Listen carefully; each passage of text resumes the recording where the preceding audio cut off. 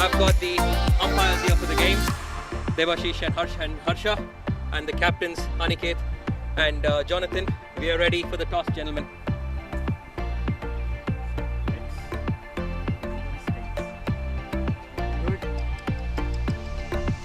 The home team tossing. Heads is the call. Heads it is. Thank you, Jonathan. And that's the update from the middle. The Empire Lions have won the toss and they are going to have bowl first. See you soon.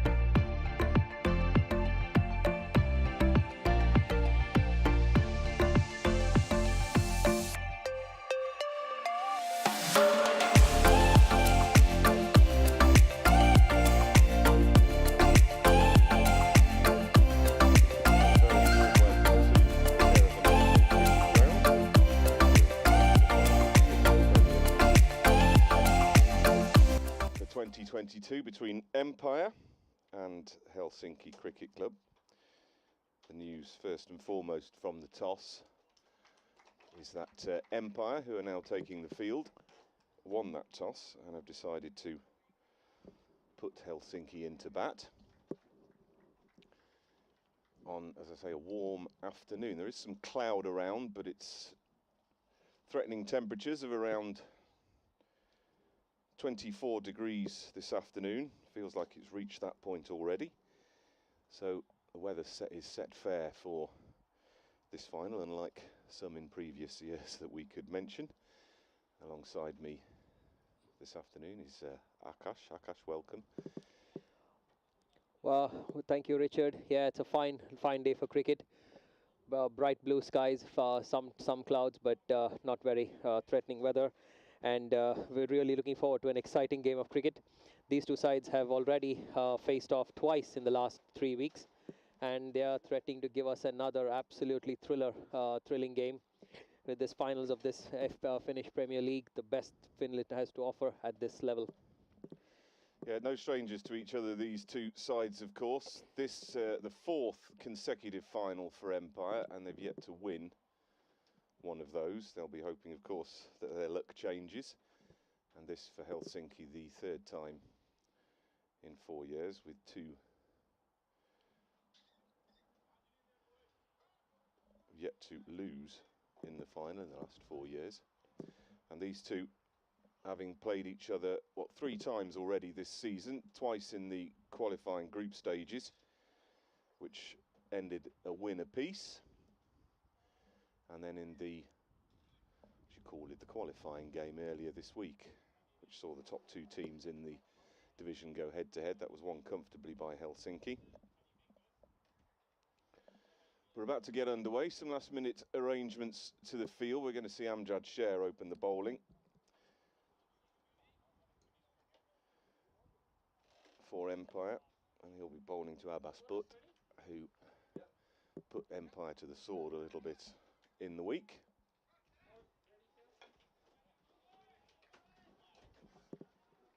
So a few last-minute arrangements. The score light seems to be working, and here is Sher then for the first ball of this Premier League final. Wide outside the off-stump, and indeed called a wide.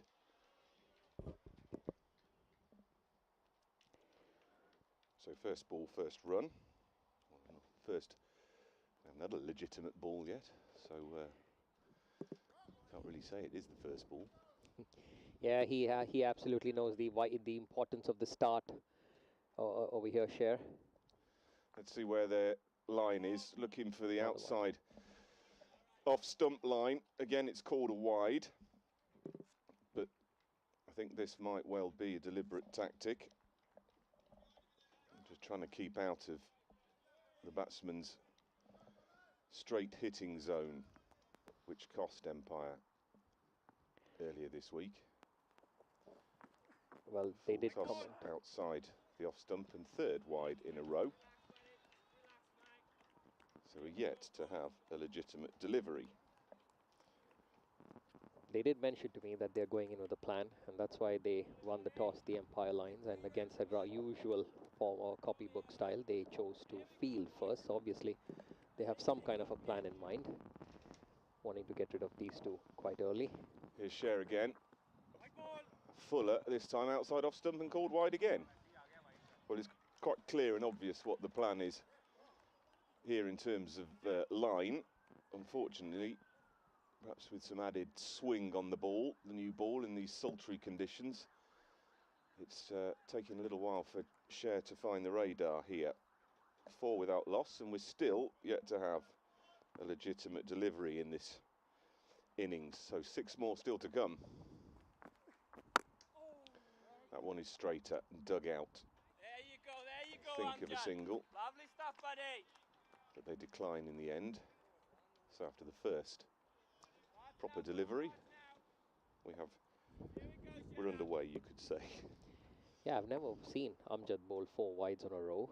That's definitely strange against run of play.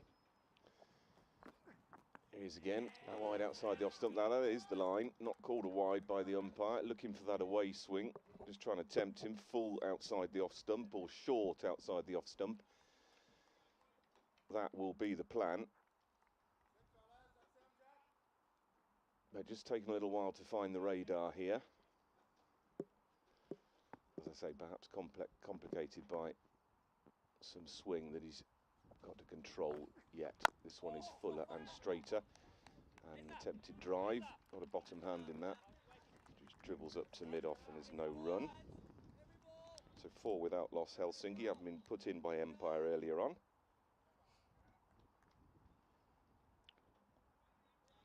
The start here would hold the key.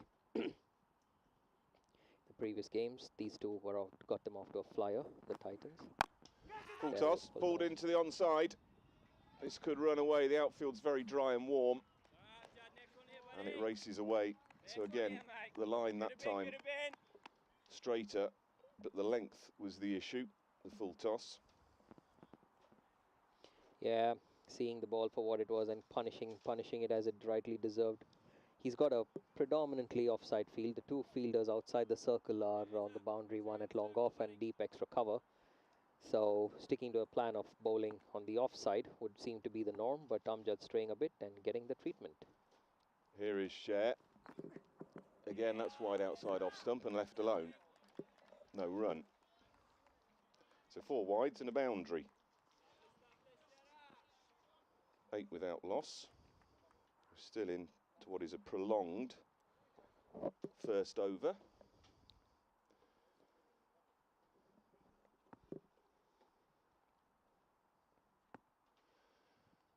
And here's Sher again, hopefully to complete his innings this time, but he's got his length wrong again, and that is clubbed to deep mid wicket for another 4. So 4 wides, 2 boundaries, a total of 10 deliveries, and the final over is ultimately finished, 12 without loss for Helsinki. They will take the start, having been put into bat. That should settle the cramps in the tummy early on. They definitely know the importance of the start, the Helsinki Titans. They've been off to flyers in the past. These two batsmen, Saif and Abbas Butt, have gotten them off to great starts. Saif, though, in the previous game was dropped early on. He went on to remain not out. So they would look to capitalize these first 6 overs, and in the first over, Abbas Butt was right on point. It's gonna be, looks like Raz Mohammed coming in from the other end. Yeah, coming down the hill here at Karavat, from the end that is variously called the brewery end, the water tower end, the Swedish car manufacturer end, many options. Golf course end. Golf course end. But he'll be bowling to the left-hander now, Raymond, who's yet to face a delivery. Here is Mohammed, Raz Mohammed. Oh, yes, Razi! Pushed forward carefully and watched by the tall left-hander. Well built. Yeah, the one thing really good about Saif is he uses his height and reach to very good effect. Knows exactly where his off stump is, and he knows exactly the balls to leave, defend and punish the bad balls. Here's Mohammed off that skipping run, slightly short and wide outside the off stump, fumbled by the keeper, Skamans. But he gets a good round of applause from his teammates there. That might be the line and length again they're looking for.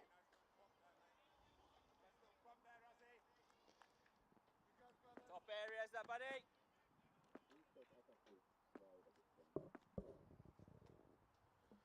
Here's Mohammed, full onto the toes and defended.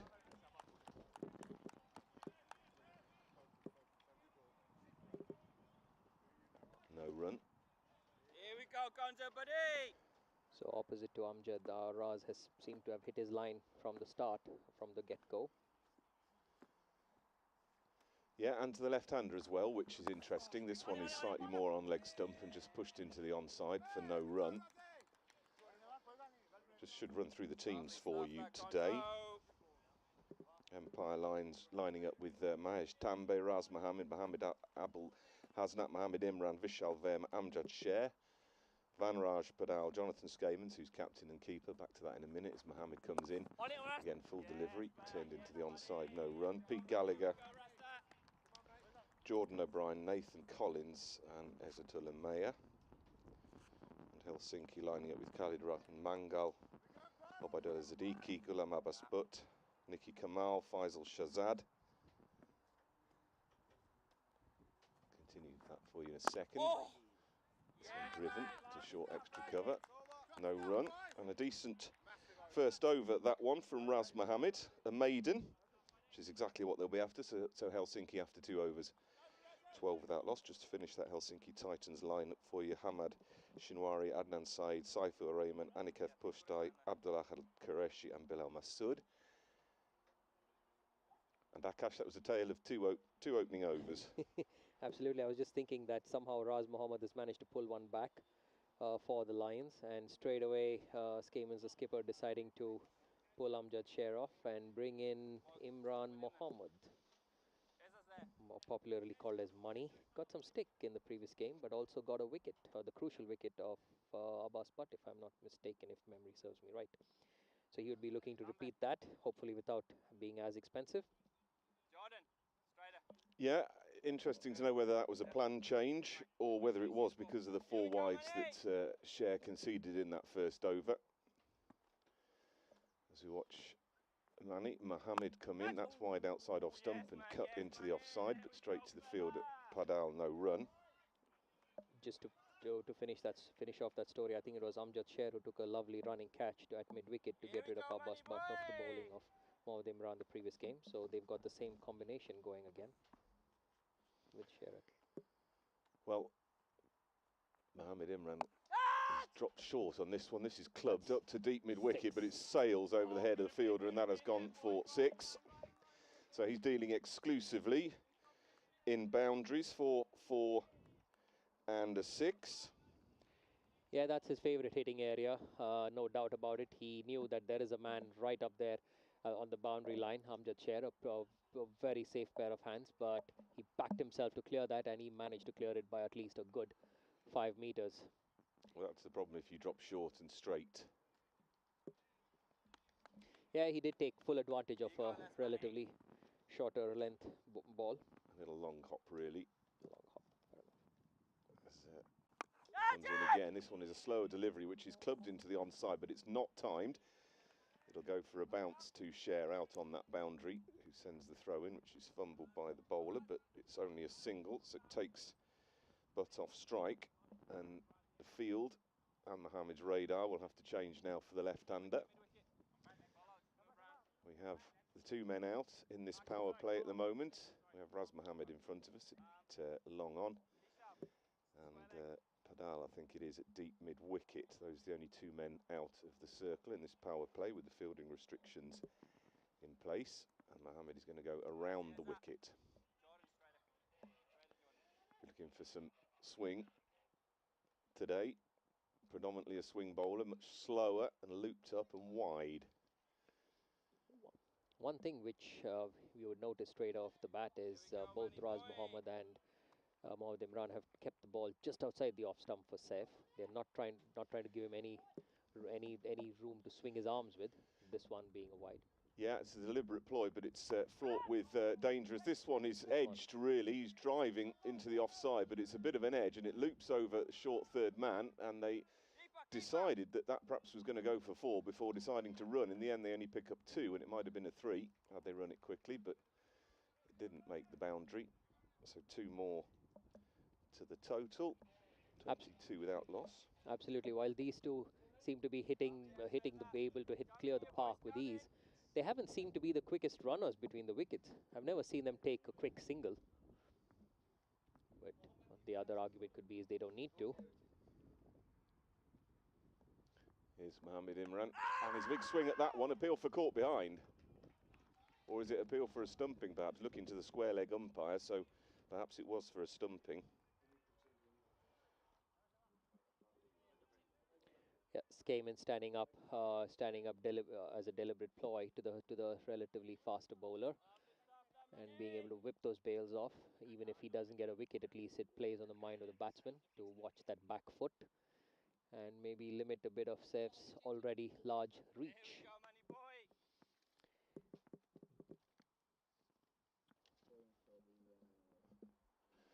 Here's Mohammed then, and this one is driven over the head of point and a race away. That one should do for 4, and indeed does. So this wide of off-stump ploy is just leaking a few early boundaries, but one would expect that in the power play, of course. Yeah, he timed that to perfection. He knew the field was in. There was nobody out there. The ball was there for the taking, and he just takes a aerial route and crashes into the boundary. Saif Rahman. We have an issue with the scoring, unfortunately, so I can't give you an updated score at the end of that over.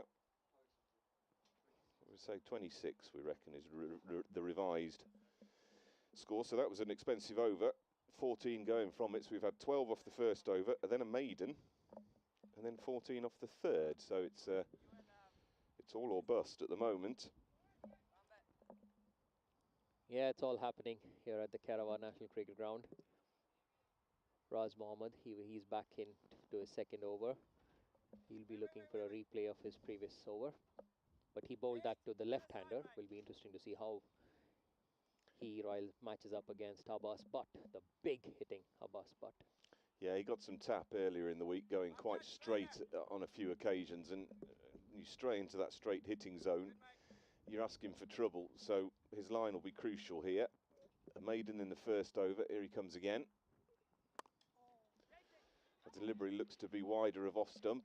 This is spooned really into the offside, and they'll pick up a gentle 2. There's a misfield on the boundary. Quicker running might have got them 3 there, but I don't think these two perhaps are renowned for their sprinting between the wickets. Nope, never have seen them scamper through a quick single. But Abbas Butt this time driving that. I've seen him hit a few crunch cover drives in the previous games. This time somehow not getting a hold of it. He's in again with that slight loop to his run up. This one is in the slot, and it's helped on its way over the onside to the deep mid-wicket boundary for another 6. And that's exactly the kind of ball that we were mentioning earlier. You perhaps have to avoid in the slot and fairly straight. That's going to disappear. Yeah, he's always looking for that Abbas Butt with his big bat swing. He seems to be connecting it with ease and clearing it very comfortably. Yeah, it stays hit, doesn't it, when it's hit? 34 without loss. Another That one. one's shorter, and that's just helped on its way over extra cover. That's extraordinary. That's just timing, really. Bottom hand. This is what I was referring to in the last ball. I've seen him do that over the offside a few times and taking full advantage of it. He's got 2 men out on the boundary on the onside, but nobody out there on the cover region. He says, thank you very much, and he goes for it. And that bat that he's using, it's a fine piece of wood, I tell you, made by Sisu. Piece of Finnish engineering, born right here at Aalto University. It's the length there that's the key for Mohammed that we've mentioned. Just anything in that slot that allows a free swing of the arms through the line. If you open the face like that and get bottom hand involved, it could go anywhere, but you've just got to pick up on your length a little bit more, I think, here. As he's in again, that one is full, and again it's a big swing and it beats the man. He's up in the circle at short third man, races away for another boundary. So again, I would say, in terms of length, that probably isn't the place to bowl. Well, it's really hard to bowl to a man like Abbas Butt in the kind of form that he is in. The purple patch of his life, probably. So got a feel for the bowlers. Raz trying his best, fortunately going for a few. Going for 16 after a maiden in his first over. Raz Mohammed taking full advantage, as they need to, of the power play. Helsinki here, 42 without loss. That is full, and again the result is going to be the same. I think it is, dribbling away over the boundary now, past the diving Nathan Collins, and it's 4 more. So this is an extraordinarily expensive over now. 20 have come from it, and we still have 1 delivery left. Yeah, Abbas Butt racing off to 30, 35 or 14 deliveries. Strike rate of exactly 250, I can tell you. I didn't work that out in my head. I thought you were Not a maths genius, no. This one is caught. Got it! Finally, Straight to the that's what they were banner point. looking for. The ball outside the off stump, and this one, again, a slashing carve really through to the offside, but it went straight to the point, and it's Vishal Verma there, I think, who took the catch. Vishal. And it was a good catch, because he really got a hold of that as he rehearses the stroke as he comes off. So expensive over, but it's resulted in a wicket. Well, I tell you, it's a big, big wicket, not just a wicket. Vishal Verma, the fielder at point, they brought him in for this game. Very safe pair of hands, judged it to perfection, completed the catch. His heart might have been in his mouth, I tell you that much, but somehow he managed to hold on to it, completed the catch, and the celebration from the Lion side evident about the importance of this wicket. 46 for 1 after 4 overs. Very interestingly poised this game. A flying start, but very early on. So Raz Mohammed there, the wicket taker, going for, what, 20 runs in the previous over, but managing the crucial wicket. Yeah, that's the breakthrough they were after. It took them a while to get there, but they were persistent, if nothing else. And finally it paid off to point. So it's all or nothing at the moment, isn't it? Raz Mohammed starts with the maiden, and his next over goes for 20 runs, but he picks up the all-important wicket of Abbas Butt, who's gone for 35, and that brings Aniketh Bushday to the crease now. He won't be on strike. Oh, he will be on strike. No, he won't be on strike, I beg your pardon. Left-hander Raymond. So it'll be Cher coming back, interestingly, after that first over where he went for 4 consecutive wides, was taken off. They brought Imran Mohammed on. Now Cher has come back to the left-hander. So this, again, might be a deliberate ploy, or just perhaps thinking on the hoof, as it were. Matchups they talk about these days, don't they, in the T20 game? Bowlers for batters, horses for courses. As Cher is in, big swing, doesn't time it, and Cher fields in his follow-through, no run. Almost feel the pace of the game changes after Abbas Butt's dismissal. A lot quieter all of a sudden, the Titan team, and the Lions being a little more noisier. Understandable, of course. Cher runs away from us. And a front foot defensive shot, really, which sounded as if there were 2 noises. Half-hearted appeal there for LBW, but it was clearly bat involved. But it was a tentative prod forward. That's how he tends to play in a way. He's very happy, often just to let the ball go or to play a defensive shot in the knowledge that he might unleash as the field changes. We've now got a long on and a deep mid-wicket. Pete Gallagher, the man who's fielding us now, in front of us. Cher comes into Raymond. Big drive at that one. Goes through. It looked like it moved after passing the batsman as well. In swing. Skamans took it way to his right. Yeah, they would like to see a repeat of that for sure. Next time, hopefully, they would be hoping it kisses the edge. This one somehow missing the edge. But Cher seems to be hitting the right spots in his second spell. Well, he's had enough sighters. So if you're not getting it right now, as he's in again to Raymond.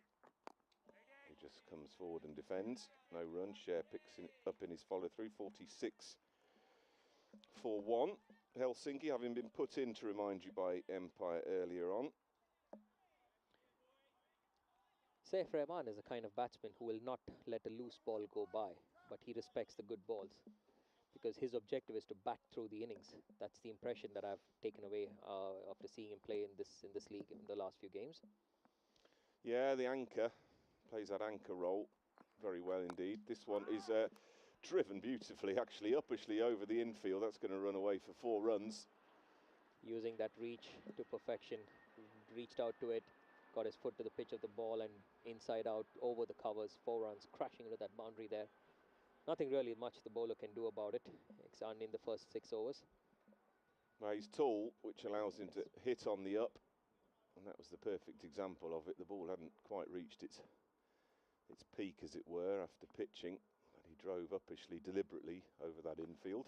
This one is shorter, a nibble, and almost a nibble through to Skamans, but that over ends 50, I reckon, for one. So shares over, apart from that solitary boundary, was pretty good all round. 50 for one after 5. Even I can work out that's going at 10 and over. 10 per over it is, but you've got to remember that it was when Abbas Butt was going all guns blazing. They no longer have the luxury of an Abbas Butt. So it would be very interesting to see the proceedings from here on in. It's going to be Aniket Pushtai facing up. Amjad, go mid-wicket. Yeah, this will be his first delivery. We look like we've got another bowling change. Looks to me like Mahesh Tambe who's going to come in from that far end. He generally bowls down the hill for his first over. Raymond then, just the 10 runs, 15 deliveries, the man out, but for 35. Raz Mohammed with that wicket. So we have what, the fourth bowler being used already by Helsinki, by Empire in the 6th over, as this one is edged and would have gone nicely to first or second slip. But this being T20, there is no such fielder and it races away to the boundary. Having said that, I must also say that the fielder at short third man was in with a slight bit of a chance for a nanosecond, Nathan Collins. But somehow he was not able to get to the ball, and that was 4 runs. Yeah, it's a good position. Collins you rarely see fielding in that position, but he is carrying a groin strain, which is limiting his movement quite considerably. Normally, terrific fielder at point or in the infield, but his movement's somewhat limited as Tambe comes in. This is over the head of what would be mid-off. Diving stop by the man running around on the cover boundary fielder. That's Jordan O'Brien, and they pick up 2 runs. Aniket Pushtai throwing his bat at almost everything, trying to keep up that 10+ run rate. They know that the Lions bat deep, got some big hitters themselves. Still just the 2 men out. Tambe comes in, that's wide of off stump, left alone wide. What is interesting to note is after that first ball, they brought Collins now into a regulation first slip position. A bit late in terms of this over, but it might well do the trick. It's a good position, I think, to keep a slip in, second or third generally. This one is short and guided down to backward gully or backward point, and is good fielding by Vishal, who tidies up after his teammates. And they get through for a single, 58 for 1. Into the 6th over here at Kerava.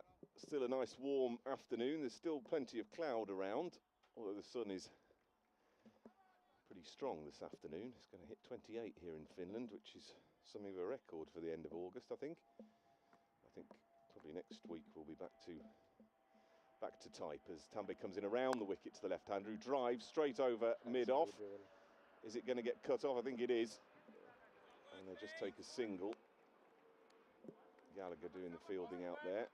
He didn't seem to time that as well as he would have liked, Saif Rahman. And giving Peter Gallagher the chance there to cut it off from the boundary, and only a single. No, he didn't time it because he had a long way to run, and it held up in the grass out there, going slightly up the hill as Tambe reverts to over the wicket. Pushtai waits on that, carves it out into the offside where O'Brien fields, and it'll just be another single. So a good over this so far from Tambe. Apart from that rather unlucky 4 he conceded off the first delivery, which perhaps was slightly fortunate from the batting side's point of view. As Skamans decides now he's going to stand up to Tambe. Helmet goes on. He keeps that slip in place. He's a very miserly bowler, Tambe, a crucial part of the national side. In-swing bowler. That is just dabbed to gully, and they take a quick single. That last ball really was a kind of stock trademark Tambe ball, just back of a length and rising on the batsman, but it was well played and he managed to keep it down. End of the over then. 6 have gone, and the score after 6, 61 for 1, but the man out for 35. So we're still going at 10 and over. 10 and over it is. Aniket Pushtai trying to keep the scoreboard moving along. Very keen watch on what Saif Rahman does from here on. It's 6. The power plays are up. Will he just rotate the singles and punish the bad balls and let the batsman at the other end carry the weight of his side? Yeah, field has spread, of course. Fielding restrictions are over, so the left-hander's got a deep mid-wicket, a long on, long off, and a cover boundary rider. And it'll be Mohamed Imran Mani to go around the wicket to the left-handed Saif Rahman. Slight delay. He's underway. Very slow, loopy delivery. Given a wide. A few of those have gone that way in this little spell from Mohamed. He's very conscious of looping it up and trying to tempt outside off stump, but it seems to be floating rather than swinging through the air. Single picked up. He does swing the ball when he wants to, Mohamed Imran, quite prodigiously at times. I get the feeling that's floaty a little bit. It's not perhaps getting through the action to let it swing. That one does bamboozle the batsman a little bit, who, looking to drive straight, ends up getting an inside edge into the onside for a single. Fortunate there, a bit fortunate there, Pushtai, because it could have so easily have kissed the inside edge and going onto the stumps. No. He's a kind of bowler, Mohamed Imran, from whom you cannot take your eyes off for even a second. Got to watch it carefully. Yeah, and that one's floated again up outside off stump, and he's just struggling with that one. You can see what he's trying to do, but his radar's gone a little bit. Another wide, so the extras here for Helsinki are totting up. By my estimate, has it already been 8 wides this innings? Must be something close to that, as the next one is well defended off the back foot, watchfully.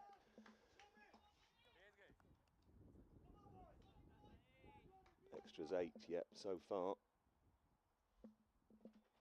And we're only in the 7th. Crucial, of course, extras, they can be in the final reckoning. This one is driven, and there's a diving attempted stop. Backward point, there.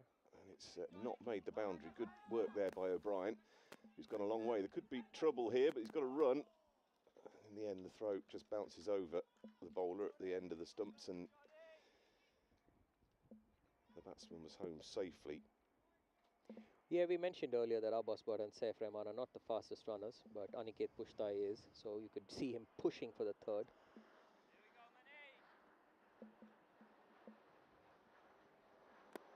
Here's Imran pushing forward to that one, just into the offside, and it's a single, dot ball, I beg your pardon. So becalmed that time, yeah. You often have guys that like to run quick and those that don't. It's often a recipe for disaster, isn't it? Very interesting times ahead. Here's Imran. Big swing, doesn't get anything on it. That certainly moved away past the outside edge. And he ends the over well, there's Mohamed Imran. 68 for 1, Helsinki after 7, so 7 runs coming from that over. Also interesting to note is that it's the first over, apart from that maiden over, to not have a boundary in it. That's a good spot, yeah. It was flirting with the boundary on a couple of occasions, but you're right. An interesting stat there. Trying to pull one back here, the Lions. They've got rid of the danger man, but by no means or by any stretch of imagination is this innings folded already. Far from it, at 68 for 1 after 7, in a good position. Tambe will continue, some changes in the field. He's going to go around the wicket to the left-hander, who's got a man at very wide third man. And slips coming out now, Collins, back to his usual position of point. As Tambe comes in, floats that one up, and it's just pushed into the offside. A diving attempted stop, but it evades the fielder, who slaps the ground in frustration. And they push through for a single. The field will change again for the right-handed push die. Yeah, that's one advantage which Saif Rahman brings to the table, being a left-hander, and he tends to carry his bat, and as long as he's out there, that means the fielding team can never really set with their field. They've got to be on their toes, and the umpires watching the over 8. Yeah, it's always useful, isn't it? Traditionally said to be useful to have a right-hand, left-hand partnership. But the one thing that it does do, as the next delivery is pushed for a single into the offside, is it can work in the fielding side's favour sometimes, because it means you've got to stay switched on. And if you manage to do that, it can help your concentration levels, which have got to be on all the time in a 20-over game. Oh, a very slow out to the back of the hand job, which I think was misread and mistimed by Raymond, and a misfield as well, which allows them to come back for a second. So that was a bit of a mess in the field, really. Should never have been two. Yeah, Raz so I beg your pardon, I think Mohammad Imran overrunning the ball.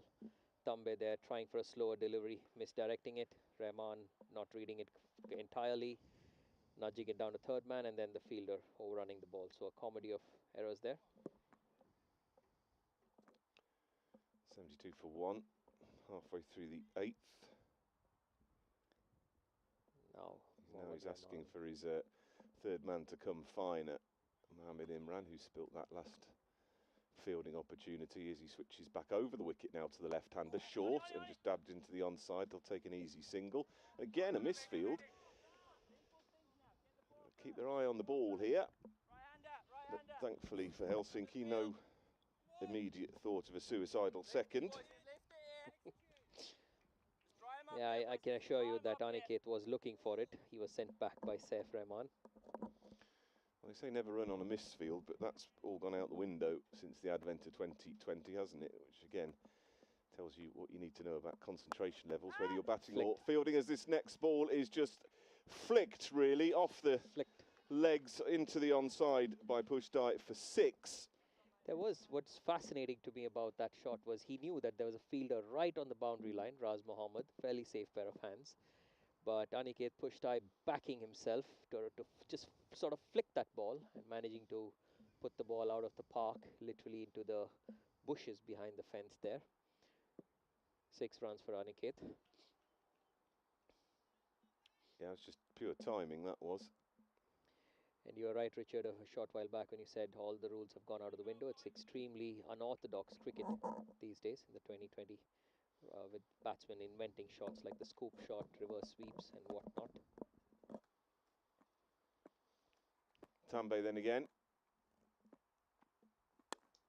This one, the more conventional shot, just dabbed nicely again into the offside, but picking his gaps, so allowing the easy single.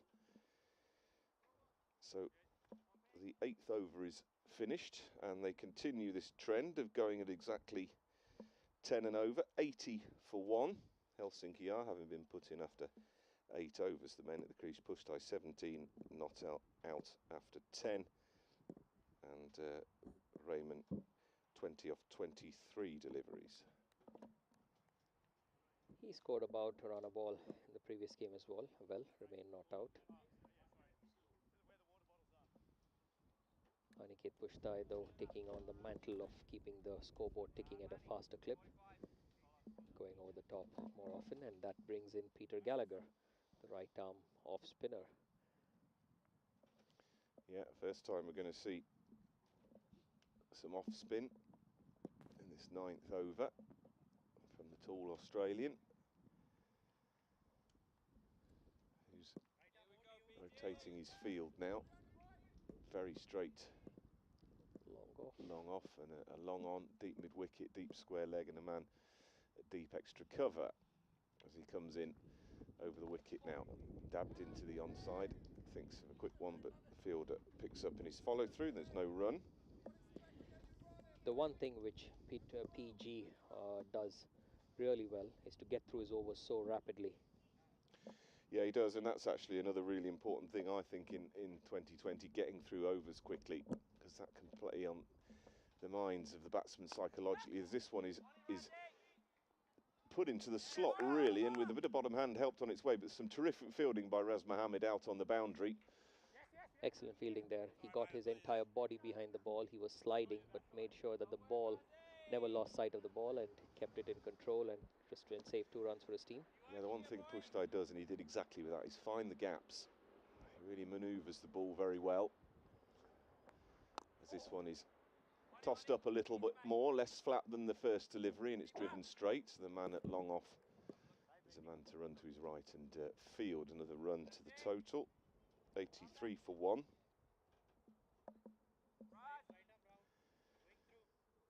He's going to go around the wicket now to the left-hander. Yeah, and he likes to run between the keeper, between the wickets and the umpire. That one's darted in a little bit quicker and flatter. It's pushed into the offside again. It's the man who's on the boundary, has to run into field, so the single is easy. Good placement of the ball again. I mean, not hitting boundaries, it's important to keep the scoreboard ticking over with singles and twos like they've been picking up in the last few overs. A big attempted swing at that, but I think he held back somewhat and drove it straight to the man at short extra cover, who fields and there's no run. Yeah, I think he was beaten a bit in the flight on that one, so he had to adjust his shot and thereby not getting past the fielder at short cover. He tends to dip a little bit sometimes, Gallagher's deliveries. That one is slower, given a bit more loft. Attempt, oh dear, misfield on the boundary. Got it all wrong there, I'm afraid. Feet were rather in each other's way, and he concedes a boundary at the end, which really should only have been a single. 8 off that over, 88 for 1. Yeah, at the start of the over, PG deliberately moving him from a lot squarer to a lot straighter long off, but somehow the fielder there at that time not managing to stop that one, and a very welcome boundary for the Titans. Yeah, the personnel you have in positions is really crucial as well, I think. When you're the fielding side, Vishal Verma is a very adept infielder, quick, but he's not got hold of that one at long off and conceded a necessary 3 runs as we see a change of ends for Imran Mohammed. Yeah, he was also the same fielder who took that catch of Abbas Butt, that blistering square cut. And that's his natural position, I think, where he took that catch. As Mohammed Imran comes around the wicket from the other end, having switched to the left-hander Raymond, who just dabs it into the offside for an easy single. What do you make of the switching of ends for the bowler? Is that a deliberate, something deliberate? Do bowlers prefer ends? What do you take on that, Richard? I don't know. You have to ask them afterwards, I think. I'm not sure. I'm not aware there's any great breeze today, which would affect the way a swing bowler might be trying to swing it. It doesn't feel that breezy, but then again, we're in a sweltering shed on the corner of the outfield rather than out in the middle, so maybe that's something to do with it. This one is a full delivery, which Pushtai waits on and just digs out for a no run. I think you definitely, as a bowler, have a preferred end, but of course you have to be prepared to bowl from any end the captain wants you to. Perhaps that was at the bowler's instigation, we'll find out perhaps, as Imran comes in again and he drives, but doesn't time it perfectly, and it dribbles up too long off for a single. Almost looked like he intended to hit it towards covers. Or was it just me who lost sight of the ball for a moment? Yeah, possibly. Just again, that lack of pace can sometimes make you change the shot at the last moment. Probably bowling at the pace sometimes of the spinner as he comes in again, and this one is squirted out to deep third man, where it's another single. So 91 for 1. Only 3 from this over so far. So the change of ends thus far, after 4 deliveries of this over, has worked. He's got to see it out though now. He'd be. As he's in and he's wide of the off stump, taken by the keeper. It is a dot ball. Hand claps all round. And this is the crucial thing, isn't it? The final delivery after a good over. You've got to make sure you see out that over. And were he to, this would be the least expensive over since the maiden in the second. So full toss. He waits on it and squirts it into the offside. They're going to think of 2, but no, O'Brien, who's probably one of the quicker fielders and better fielders in the side, picks the ball up. 10 overs are done then. We're going to have a short break for drinks. The score after those 10 overs, 92 for 1.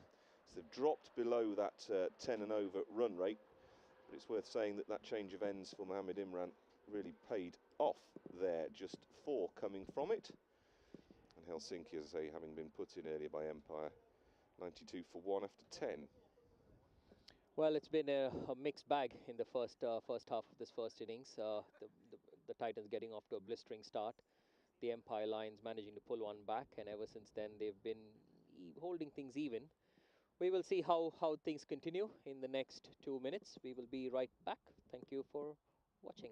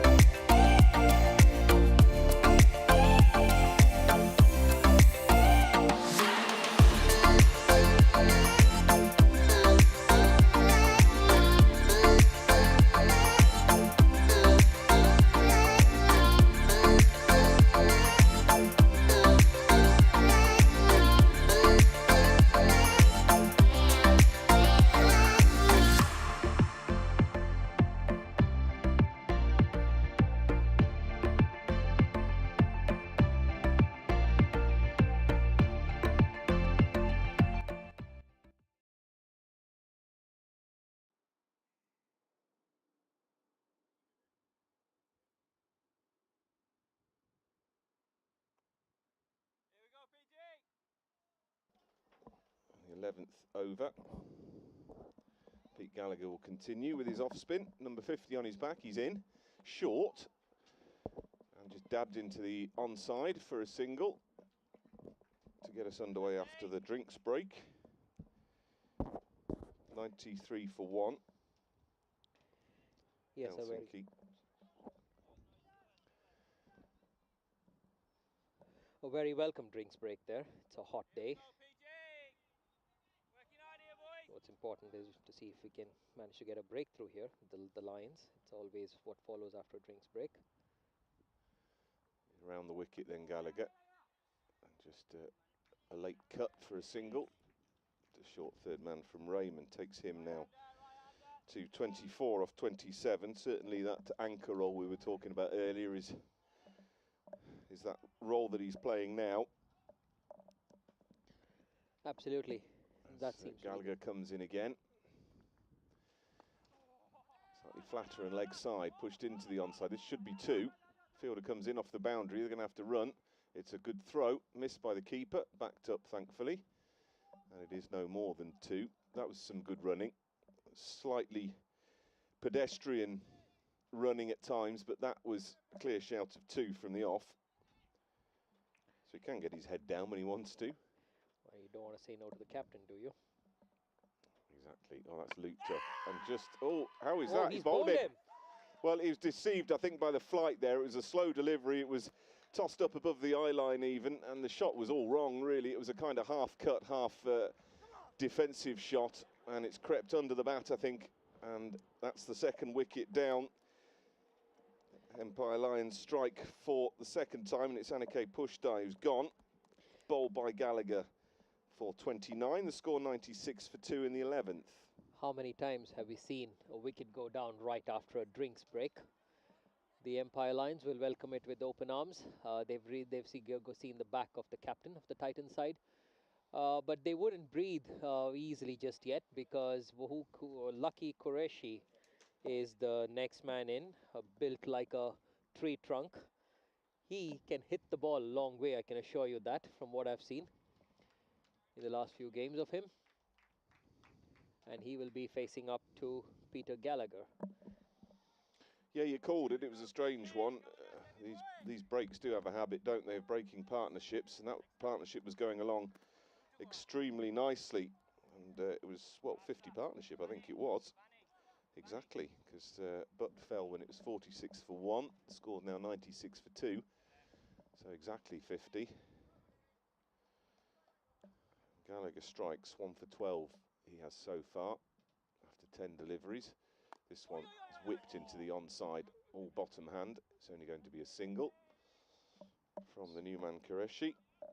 Straight away, Lucky clubbing that to the man at mid wicket. Not waiting to get his eye in. With the advent of 2020, that seems to another concept which has gone out of the window.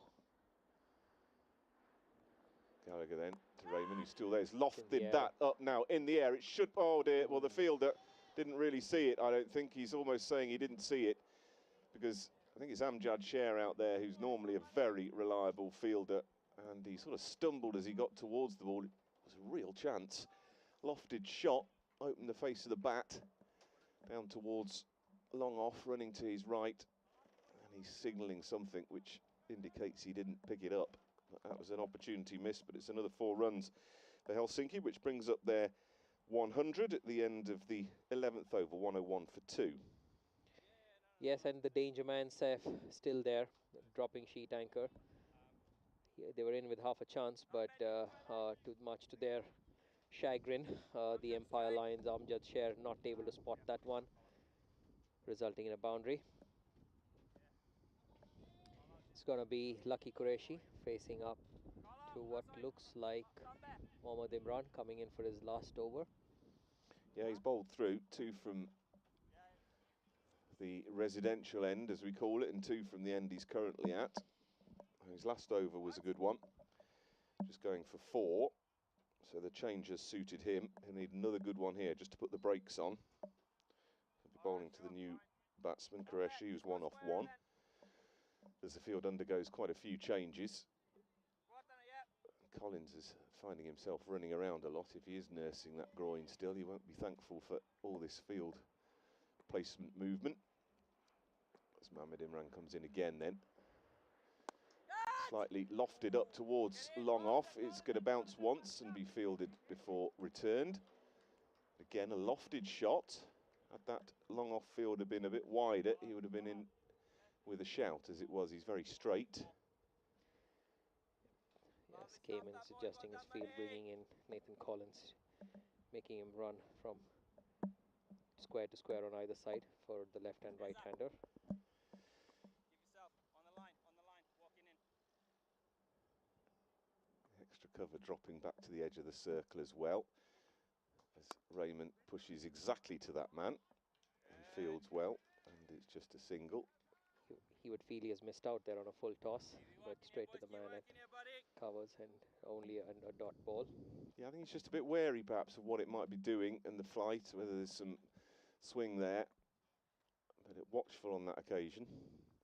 And again, just pushing forward. They do take a single though, because the ball doesn't go straight to the fielder. He has to remove to his right, a bit of a sloppy throw back to the keeper, and he gets a bit of admonishment from Skamans, because it wasn't a difficult throw under pressure, and it went straight down at his feet, which Drives me insane. Where you were, Raz?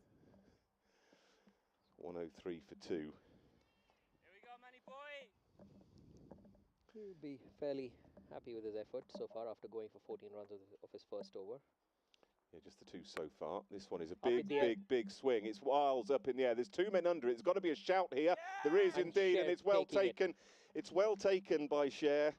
Terrific running in. I thought for a moment there was going to be a calamitous collision there with Ezatullah running backwards, but I think, and I would hope, that Cher got his tonsils out there and gave him a big shout. It was a good catch on the run, and Mohammed Imran picks up a wicket. So this is turning in from a good over into a very good over.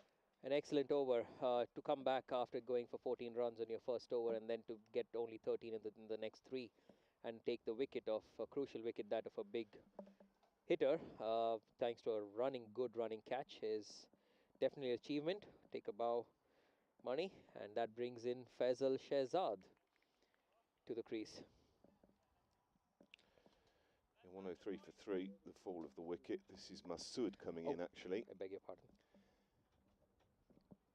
And he's wearing number 98 on his back, Bilal Masood. Yeah, that was one of those heart-in-the-mouth moments where you're just praying for the fielders to get it right. One running back, one running in. Always should be really the man running in. And thankfully, Cher, who failed to pick up one in the deep at the other end of the ground, made no mistake there as Mohammed Imran looks to continue this fine over so far. This one is looped up and Raymond just pushes gently into the offside. Another attempt at the stumps from the fielder at short extra cover. They manage a single though, but that's all it is. So they are pushing those singles a little bit more. That's, I think, a little evident now as the innings marches on. Absolutely, and also the realizing that singles are as vital as boundaries, keeping the scoreboard ticking. But Amjad Cher there making amends for his last, for the previous over where he did not sight the ball, gave away 4 runs. The helmetless Masood now. He's given another looping slow delivery, which he pushes up to mid-on to that man Cher. It's yet one more single, and that is the end of a terrific over. A wicket coming from it, 105 for 3, so 4 runs from it. The wicket of Qureshi caught by Cher off the bowling of Mani, Mohammed Imran for 2, and Helsinki after 12, 105 for 3. That's dropped the rate back just a touch. Yeah, the Empire Lions from here on in would definitely like to put the brakes on the scoring. They have 2 overs of Tambe remaining and 2 from Cher, if I'm not mistaken. So definitely these 2 guys are not known to be easy to score off, and they would hope to restrict this innings of the Empire of the Titans to probably less than 160. Mohammed Imran's figures, by the way, 4 overs, 1 for 29. Gallagher into his 3rd. To Masood, fields off his own bowling. It's a dot ball.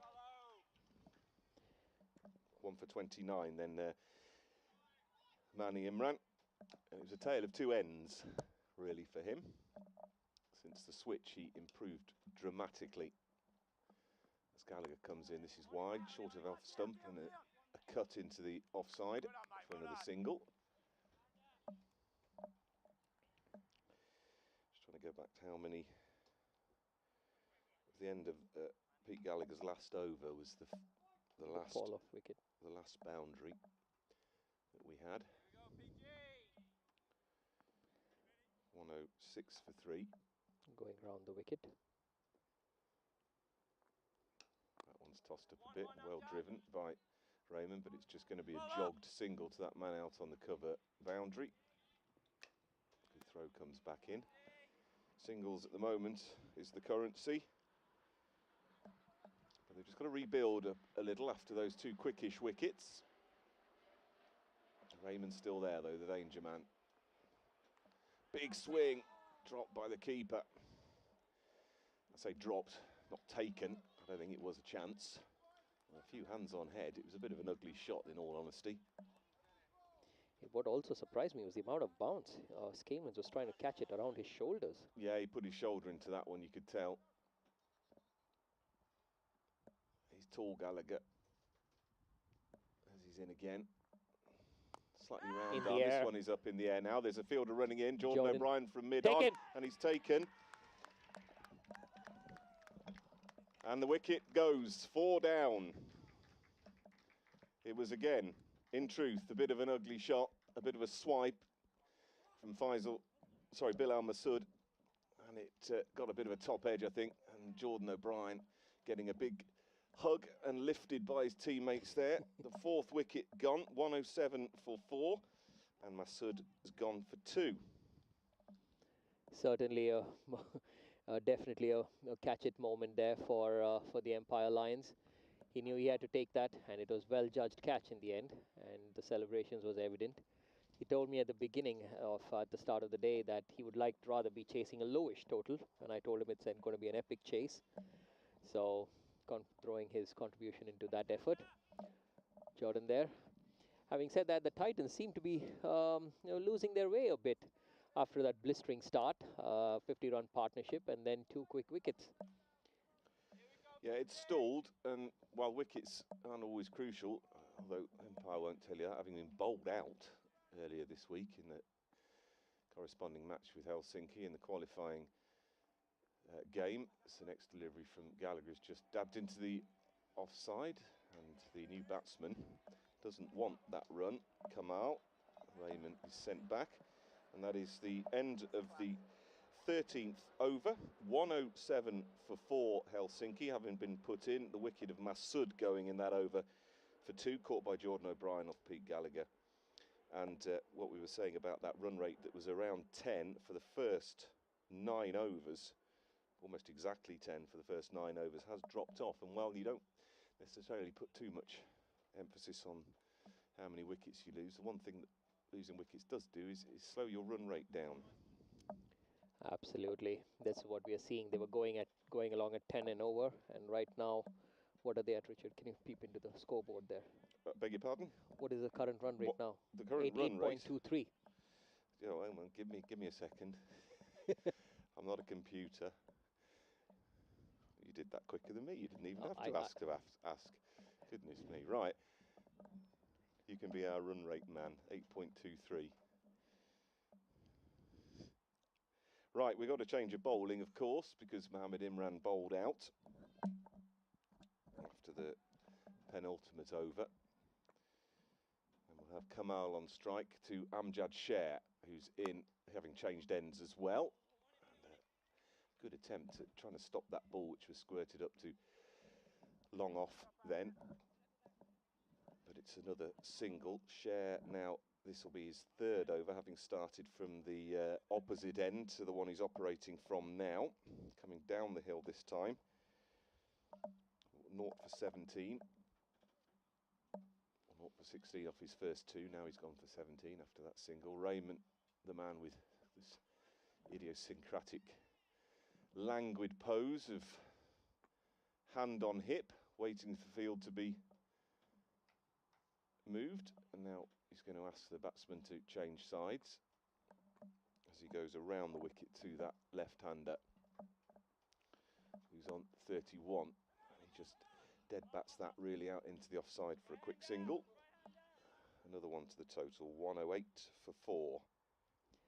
Yeah, he holds a key to this innings from here on. He is the man set, open the batting. He's been there from the get-go. At some point, he will be looking to launch himself and go in beast mode, shift gears.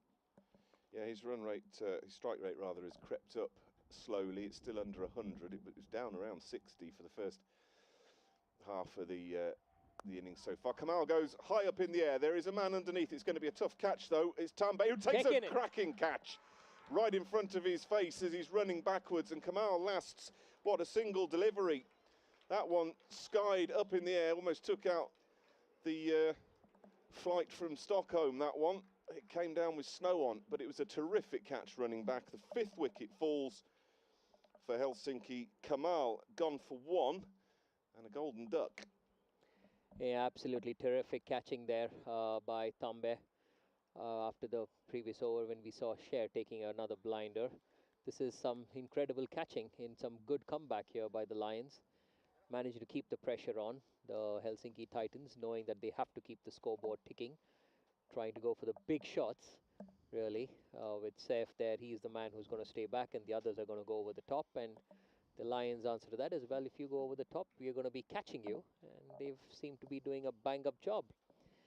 Yeah, well, so far, the old football cliche about it being a game of two halves is applicable here to this innings for Helsinki, having been absolutely rolling along nicely for the first 10 overs, reaching the halfway stage at 92 for 1. We're now into the 14th over and they've slumped to 109 for 5. Some terrific catching, some changes of ends for the bowlers have done the trick so far.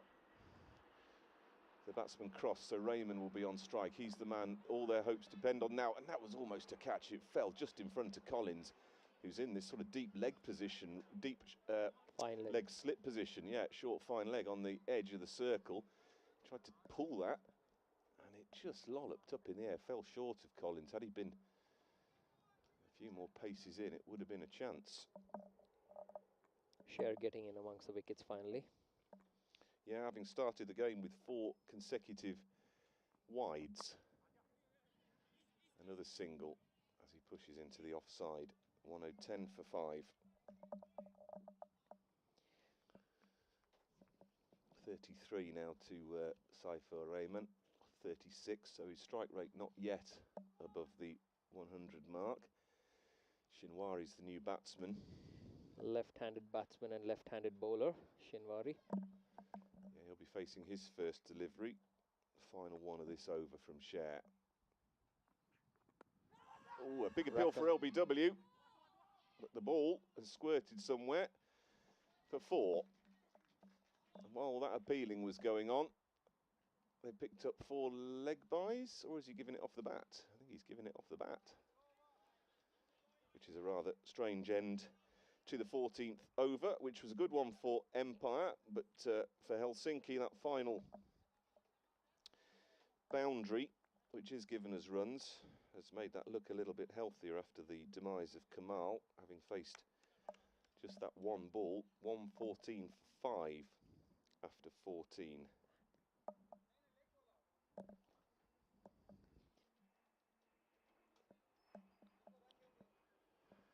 So Gallagher, I think, will continue and bowl out here.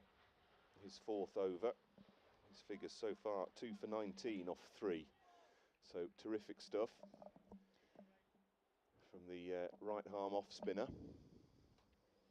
I tell you what, he will be rooting for this wicket of Saif Rahman right now, Peter Gallagher. That would open the gates, wouldn't it, for Empire, you would think. But if he stays there till the end, then this will be a competitive total, I'm sure, if he has the men to stay with him. As Gallagher goes around the wicket. He pushes forward very watchfully again into the offside for just a single. You were talking, Akash, some overs ago about the run rate, which I can now tell you because I can look at the scoreboard. It's 8.12. That's not mental arithmetic. But that's dropped considerably from bang on 10, more or less, for the first 9 overs. So that will need to get up as Gallagher goes in around the wicket. Pushed forward by the new batsman. Tentatively and watchfully by Shinwari. No run. Yeah, both these batsmen here, until now, we've had one batsman at one end going over the top. Shinwari hasn't shown that yet. That one's given air. It's a full toss, in fact, which Collins fields well and actually manages to parry it back to the field, to the bowler. That was a terrific piece of teamwork from the 2 Australian friends there. No run. Yeah, so what would be interesting to see is how they would up the scoring. As Gallagher comes in, is pushed straight down the wicket for just a single. Well, you know, there is 2 schools of thought, isn't there, in this kind of situation? Who is it that has to take responsibility for opening up? Is it the man who's set, or is it the new batsman? There is an argument for both, of course. One would naturally say the man who's set, because he's seeing the ball better, but it's been a very watchful innings, and he's capable of doing it, of course, but I have a feeling he would try and take off after the 16th over at some point. Saif Rahman. Drives along the ground. Again, this should just be a single. It is. Well, somebody has to go at some point, you think. I mean, there's still, 5 wickets in hand. You just got to perhaps make sure you see yourself through to that 16th, 17th over as the run rate now drops below 8 to 7.89. Quick word from Padal to Gallagher. This will be the final ball of his spell. 2 for 22 so far. It's been terrific effort from him. Getting the crucial wicket of Aniket Pushtai. Here it is then. This one is speared in, really. Quicker delivery. Well played. He couldn't field on his follow through, but he's ended a terrific spell there, Gallagher. 4 overs, 2 for 23. 15 overs have gone, 118 for 5, Helsinki. A reminder that they were put into bat earlier on. Yes, and that required, I beg your pardon, the current run rate now dropping to below 8. It's 7.87 at this point. With 5 overs in hand, 5 wickets in hand. And 3 overs to come from Tambe and Amjad Sher together. Sher seems to be walking in to finish his last over of his quota of 4 overs. So Raymond, the not-out batsman, who's drawn level with his opening partner, Abbas, as the highest scorer, who also made 35. Pushtai, the next highest scorer, 29. Shinwari, the left-hander, the small left-hander, the man on strike to Sher. And he just drives that straight to the man at short mid-wicket, no run.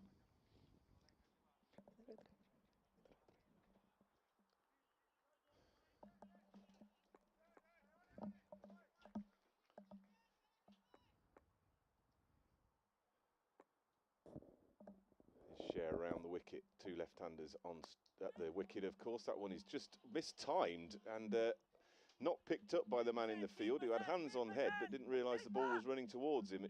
Vishal Verma has to run around to his left to field in the end. They pick up 2. So a little bit of mistiming on all fronts there. The perils of playing in bright sunshine. Sometimes it's harder to spot the ball. To be honest, the sun's quite high. That's not directly in his eye line. So I think he was watching the strip out there rather than the ball. Sher is in again. Short, just lent on into the offside. They push for 2 here, I think. They're going to have to hurry, but they get there safely in the end. The ball hits the batsman. And a few remonstrations from the bowler Sher, because perhaps that ought not to have been 2. Most certainly, that should have been a single. Sher rightly showing his disappointment to his teammates. 122 for 5. 4th delivery of this over. That's a nice shot. That really is lofted over extra cover. 1 bounce for 4. That really was delightful. Just timing and nice technique. Just waited on it, played it late, guided it over the infield. 4 runs. So a boundary, a welcome boundary for Helsinki. And what's more important, a very nice looking cover, proper cricketing shot. A lofted cover drive. Yeah, shot of the day, I'd say, in terms of technique. It was lovely. Hitting it on the up. Sher again. He tries the same thing again, but he's gone straight to the fielder. Gallagher, who takes the catch, and that's the 6th wicket down. 1, 2, 6, 4, 6. Well, we just bigged him up, didn't we, about that lofted cover drive, which was straight out of the textbook earlier on. He went for the same one, but he didn't time it, and he picked the man out at wide mid-off, come extra cover, and Helsinki lose their 6th, just as we thought. That might have signalled a start of Helsinki pushing. So the man gone is Shinwari for 14. Yeah, that brings in Khalid Mangal to the wicket, but I don't think he'll be facing as the batsmen seem to have crossed. What a clutter of wickets, really, isn't there? Tell me. about it. The Empire Lions really putting the squeeze on here. Trying to sorry, Akash there. Just to elaborate on that, it was a wicket every over since the break. Absolutely. Well, they did tell me at the start of play that by putting them in, they are coming in with a plan to contain this explosive batting lineup. Well, the plan is always just take wickets, I think, isn't it? So and catch it. Yeah, and catch it. So we have Cher, last ball of his spell, 2 for 31 so far, a little bit more expensive, not helped by 4 consecutive wides off the first over of the entire game. A nibble by the batsman, no foot movement, just hung the bat out to dry there a bit, and it went through to the keeper Skamans. No run, end of the over, and Helsinki after 16, 1, 2, 6 for 6. Yes, that was an atypical start for Amjad Sher, the way he started off, but managed to pull it back in a second spell, got 2 wickets. And what was interesting to note was that last ball was they actually had a first slip in position. That's quite aspirational on the 16th over of a T20 game. But it looks like there's going to be a change of bowling in from the residential end. It's going to be Mahesh Tambe. He's got 2 overs left. Key man. Will be hard to score off, but on the other hand, he squares off against the left-hander, Saif Rahman, the well-set Saif Rahman, I might add, will be looking for opportunity. So this is going to be a riveting contest between bat and ball. Yeah, that's an interesting point. I think apart from Raz Mohammed and Pete Gallagher, all the bowlers have swapped ends at some point in their spell, and to effect, it has to be said, so far. Mohammed Imran bowled 2 terrific overs when he switched ends, and Cher operated a little more effectively when he'd switched ends, so Tambe will be hoping the same happens for him into his 3rd.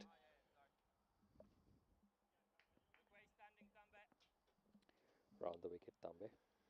To the man Raymond, who seems to, well, he is the ever-present, the man who pushes out into the offside for another single.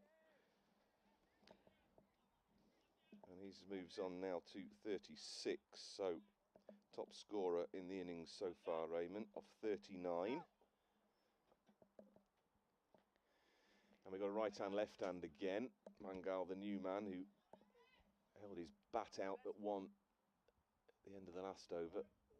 Again, not batting with a helmet. He'll be facing his 2nd ball. Keeper up to the stump, Skamans. Full delivery, and that's dug out nicely. It'll only be a single though, as Gallagher fields from long off. Brings the opener back onto strike. He's been there since the very start. A very quiet star play, passage of play for the Titans since the drinks break, the last 6 overs. Hasn't it? 28-30 runs for the loss of 5 wickets. Tale of 2 halves. Short, this is up in the air and it's lofted over the infield. He's got away with it. It'll only be a single. A few hands on heads around the ground, but he just looked like he was through that shot a little early, or it rose on him a touch. I think he was deceived there by the pace of it. Tambe held it back a little, just a notch. Yeah, and he has that habit. He delivers it from a big height, and it often leaps at you sometimes. That one's full toss. Oh, a diving attempt by Collins. It might have been a chance, actually. Very, very difficult if it was. In the end, it's just a single. Indeed, excellent effort there. Nathan Collins throwing himself at it. Was it a chance? Didn't seem like it was a chance to me. Yeah, no great remonstrations after, so perhaps it wasn't. Tambe, this one's gone miles up in the air from Raymond. 2 men underneath it. 3, in fact. None of them can get there. There's a spill, almost a collision. O'Brien sends the ball to the keeper's end. And that rather frantic passage of play results in a single. Yeah, somehow Saif Rahman managing to trisect the fielders there. No, I've never heard that verb usage. It's a good one. Trisecting the field. Here's Tambe, final delivery, a Yorker. He digs it out, the keeper's after it, it'll just be a single. And that was a good over from Tambe. 6 coming from it, which isn't bad considering it's the 17th over. Helsinki Titans 1-3-2 for 6 then, and Tambe's figures after 3-0 for 29. I would say, given the situation of this game, that's an excellent over. Only a runner ball, keeping them away from the boundaries. At this rate, the Empire Lions will settle for a runner ball. Run rate drop now to 7.76, so I think probably the lowest it's been. So your curve, the graph, if you like, is on a downward trajectory at the moment, but still 3 overs to go and a lot can change, of course. We have one set batsman, Saifur Rahman, who's 38 off 41. Right. In this ground, 145 to 150 can be considered a power score. Yep, although these teams, their earlier match this season, I'll come back to this as we watch Raz Mohammed come in with these scooting deliveries, which first one of which by Mangal is just carved into the offside for a single. Helsinki posted over 200 in the match between the pair earlier this season, not that long ago, and Empire fell short, not by much, 190 they got to, I think, chasing it down. So big scores have been scored here as Mohammed comes in. Raymond goes over the top, but he's found the gap, backward of square on the offside, and that's a welcome boundary for him. Takes him to 42. Indeed, a runner ball for Saif Rahman, this time slicing the fielder. He knew that there was a big gap there behind point on the offside and taking full advantage of it. One bounce to the fence. That's the first time his strike rate has got into 3 figures, exactly 42 or 42. Here's Mohammed, tries to dig that one in. He manages to dig it out and pick up a single.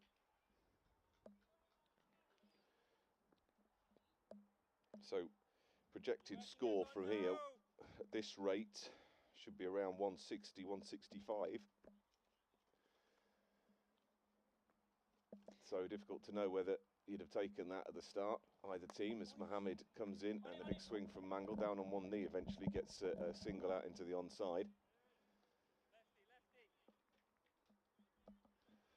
But it shows you how crucial sometimes that start in the power play is when you lose your way a bit later in the innings. It's fine if you got off to a good start, but if you don't and then you lose your way, it becomes problematic. Here's Raz Mohammed, driven up towards long off.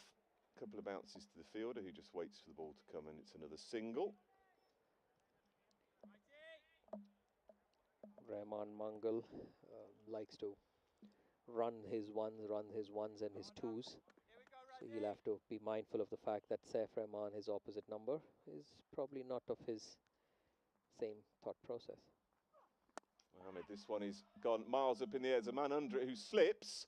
He's waiting for it. And does he take the catch? No, but he's stopped the 6.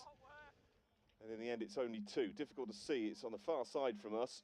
He slipped at the point when he was... No, he's given 4. He's actually signalling 4, I think, isn't he? Is this right? Bit of confusion. What's he given? Well, we'll have to wait for the signal from the umpire. No such signal. So, seems like it was all right. I think that the fielder there was Vishal Verma. No, that was Jordan O'Brien. I thought he was the one who was signalling to the umpire that he thought it was a 4. But anyway, the upshot is that it's only 2. Whether or not it was a catching chance or not, I don't know. He seemed to lose his footing just before he got in position to take the ball.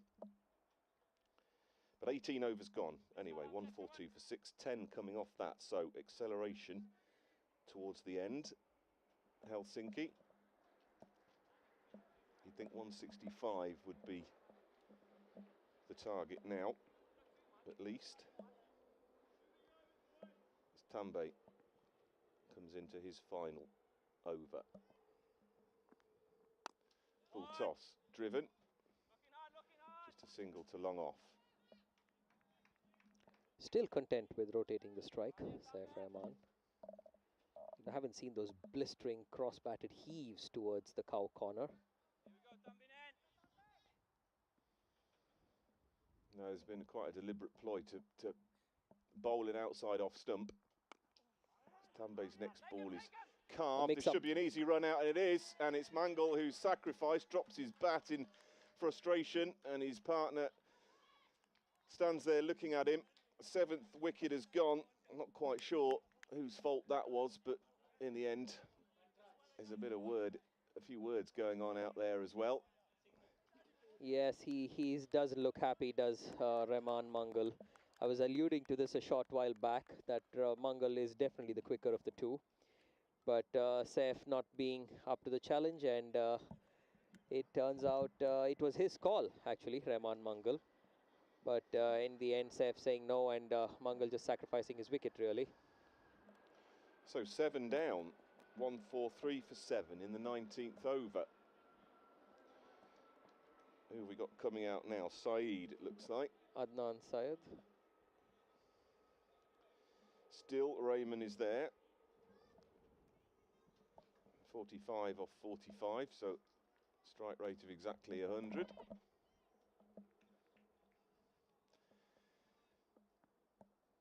And Tambe prepares to bowl to him around the wicket. He goes for a big swing. This is up towards long off, and it's gone. And finally, he's unleashed.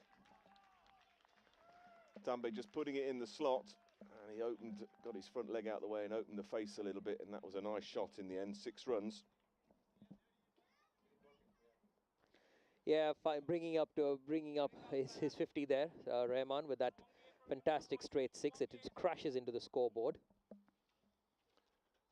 Yeah, that's what they needed, isn't it, right now? Tambe, slower delivery. This is when he's up in the air. Now, who is underneath this? There could be another trisecting of fielders. In fact, Collins stops, gives it to Gallagher, the responsibility, who sends a terrific throw back in. But for a moment then, his heart would have been in his mouth. He's pushed hard for 2. It wasn't Gallagher in the end, I beg your pardon. It was Jordan O'Brien tidying up. And that was another trisection as we speak. I'm loving that. I'm going to use that more often now. He's doing it. Whether it's in the dictionary or not, I've no idea. Tambe. This one is absolutely swatted right over to the Empire bench for 6 runs. That is a terrific shot. That really is. Opened his shoulders and got hold of that one. 6 runs to Raymond. That's up to his strike rate now to around 120 odd, 59 or 48. Yeah, the inevitable explosion that was building up for a long time. Finally, I think the run out of Mangal sparking something in Saif, wanting to make it count, and he gives something back to his team to cheer for. 2 big 6s. 1 ball to come. What does he have planned? Sorry, that 165 now. They would want to easily surpass this. There's a bouncer. Short delivery at least. It's gone miles up in the air. Who's underneath it? Tambe, who drops it with 2 hands. He takes As he takes it with 1 hand. Well, he sort of parried it up with 2 hands, fell over, and as he was falling over, he put 1 hand out and managed to take the catch in the end. So finally, Raymond, having been there for the duration of that innings, deciding to open his shoulders and go for it in this 19th over, has finally perished. He goes for 59 excellent runs off 48, and Tambe picks up another wicket. Or his first, I should say, 1 for 44. He will be so relieved, Tambe, having been just hit for 2 6s to get his nemesis off his own bowling, to having caught him, and that too of the second attempt, because he fumbled, as you rightly said, Richard. So having said that, it's going to be the last over, 157 for 8. I would still say that 165 number is in play now that they have lost Rahman, and they have 2 new men at the crease. It's going to be Raz Mohammed to finish up. Is it? Yeah, Raz Mohammed to finish up. Yeah, That's one of the more unusual caught and bowled you'll see. Usually caught and bowled involves sticking out an arm as it's smacked back at you, but that time he waited an age for the thing to come down, juggled it, and in the end it goes down as a caught and bowled. Tambay's figures then after 4 overs, 1 for 44, but that one, very crucial one in that penultimate over. Here's Raz Mohammed. Oh, he's bowled him. That's it. 2. Good, really. Just trying to push forward to it, and I'm not quite sure. I think he's perhaps just trying to get off strike, and it wasn't really much of a shot. And Mohammed with the Yorker, quick, skiddy Yorker, has cleaned up the new batsman, who departs, having faced just that solitary delivery. It's Sadiqi who's gone. That brings in Faisal Shehzad. He's got 5 balls to face. For sure, the Titans would want to finish and finish their full quota of 20 overs. They would not want to lose any more wickets till the last ball. Well, that was the sorry, Akash, that was the crime that the Empire committed earlier in the week when they didn't complete their 20 overs. And no matter what you say, 20 overs is one golden rule. You've got to see out your 20 overs. You've got to give yourself the chance. And just bear in mind, looking at this, we were talking earlier about the extent of the extras as Mohammed comes in. That's down the leg side, should be called a wide. Fumbled by the keeper, it'll pick up a single as well as the one for the wide. There were a flurry of wides at the top of the innings. They're trying to get their line right. There hasn't been one until that point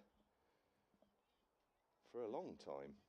10 extras now, which is, think about it, you take those 10 off a score of 159, that's crucial. Mohammed is in. A swing now from Saeed. They'll look to push for 2, these two, every single time, but no chance of it there. Yeah, Richard, you've pretty much nailed down the big area that probably the Lions would look back and will they regret it or not? Time will tell. I think there's one of the reasons for that I'll come back to in a moment as Mohammed is in bowling outside off stump, which is just pushed into the offside for a single by the batsman. I think they were deliberately trying to go for a sort of 5th, 6th stump ploy to the 2 openers, keeping it wide. And of course, when you're swinging the ball, you don't quite get it right. It's a fine line. Could be a catch. Taken. There is. So that is the end of the innings.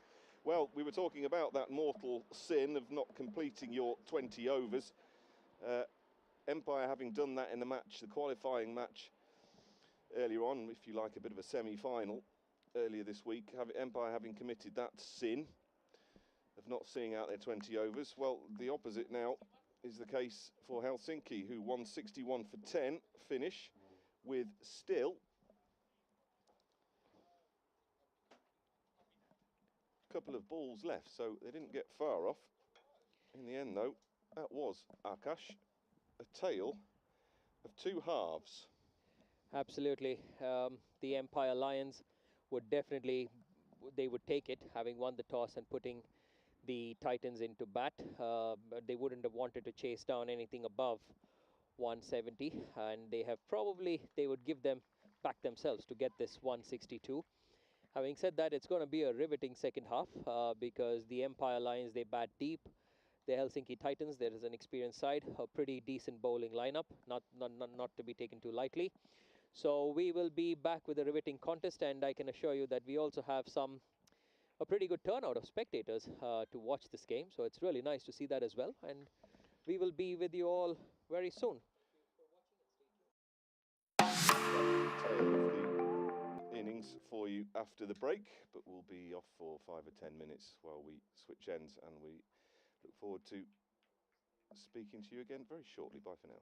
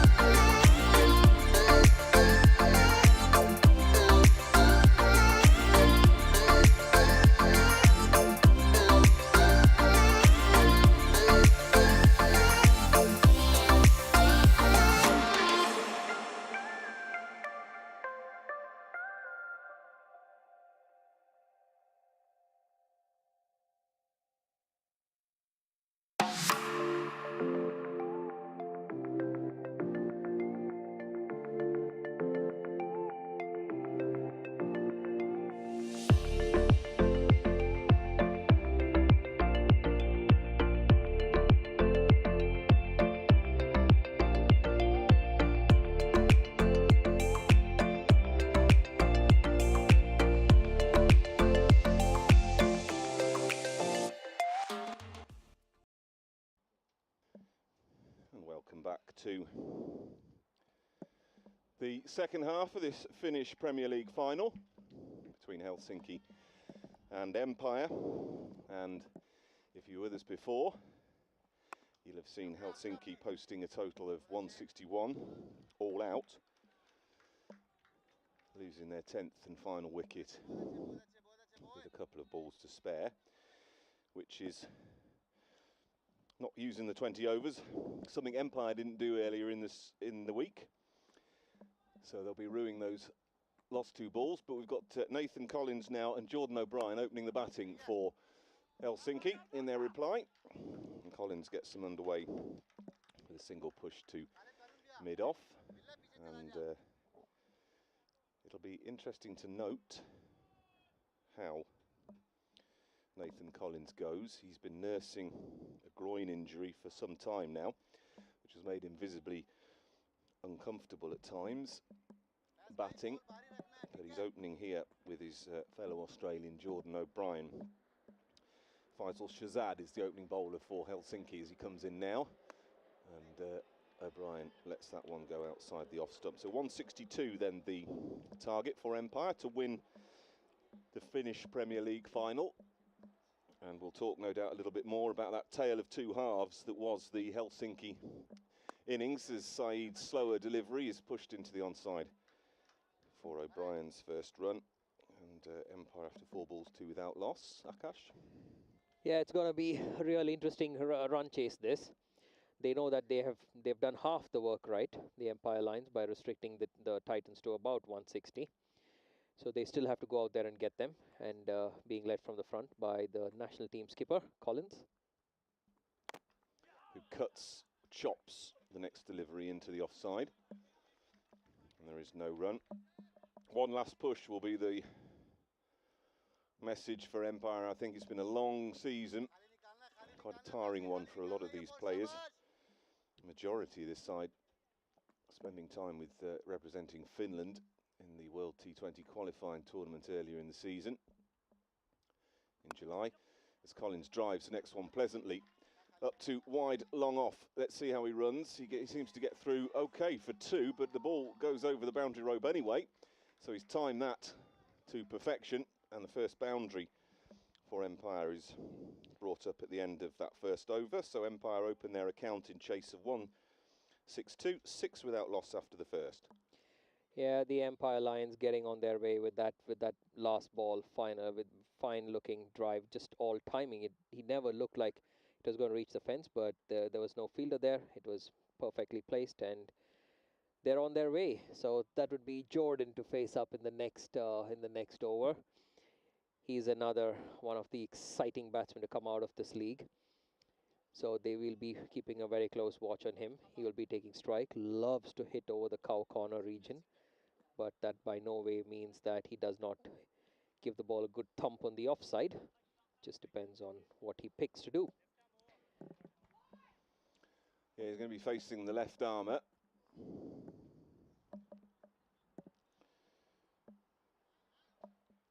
He'll be running away from us, our commentary position at this residential end.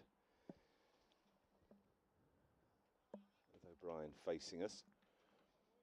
Not quite behind the bowler's arm, but the small diminutive figure of Shinwari.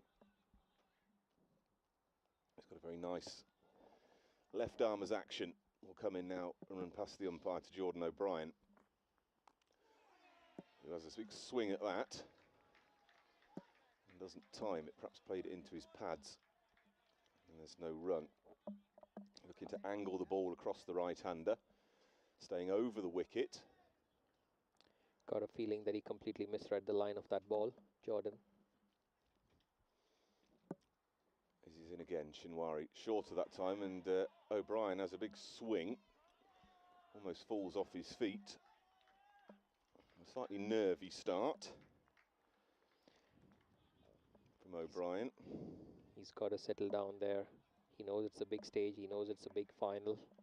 It's opening the batting for his side, knows he has to give them a good clean start.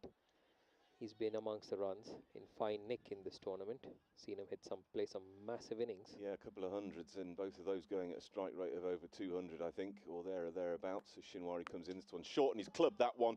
That's going to go for 1 bounce 4, and he's really got hold of that one. And a bit like Abbas, but for Helsinki, O'Brien is the man that can take the game away from you in the blink of an eye. He's just got to settle. And interesting to note that it's another opening combination for Empire. They've tried a lot of different opening combinations throughout this tournament, trying to settle on one. Perhaps it's a deliberate ploy to move players around according to the game, according to the target they're chasing or the conditions on the day. Shinwari prepares to come in again. 10 without loss, Empire chasing 162. That one he's just watchfully playing into the onside, happy to concede a dot ball, O'Brien. Well, he knows he has to stay there and the runs will come. Like our bus, but he hits the ball a long way. When he times them, phew, the sound of bat on ball. Yeah, a crucial man. He's hit this one. He could be caught here. Raymond's running around, but he's dropped it. Running around to his left. It wasn't in truth a very difficult catch and a bit of a poor throw as well. He's not timed that, and that's a chance gone begging because that really should have been taken. He didn't time it at all, O'Brien, and Raymond has put him down.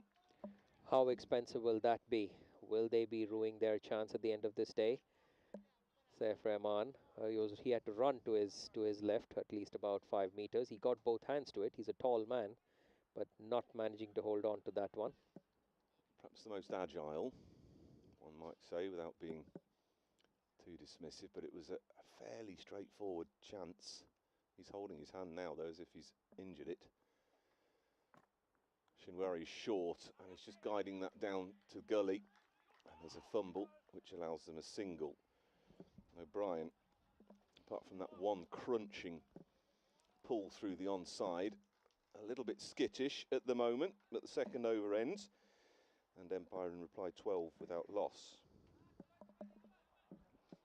Yeah, a steady start by the Empire Lions, run a ball, while in stark contrast with what the Titans were going along at 10 runs and over at this stage, with Abbas going all guns blazing. Jordan has had a life. Some crisp drives on offer. It's all coming together here at the Kerava.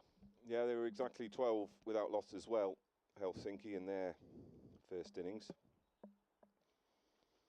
Second over of the Helsinki innings was a maiden from Raz Mohammed. Shazad will continue. And Collins doesn't time this up to mid-off. No run. Interesting to note that Saif Rahman, the fielder who dropped that previous catch, is still at mid-off.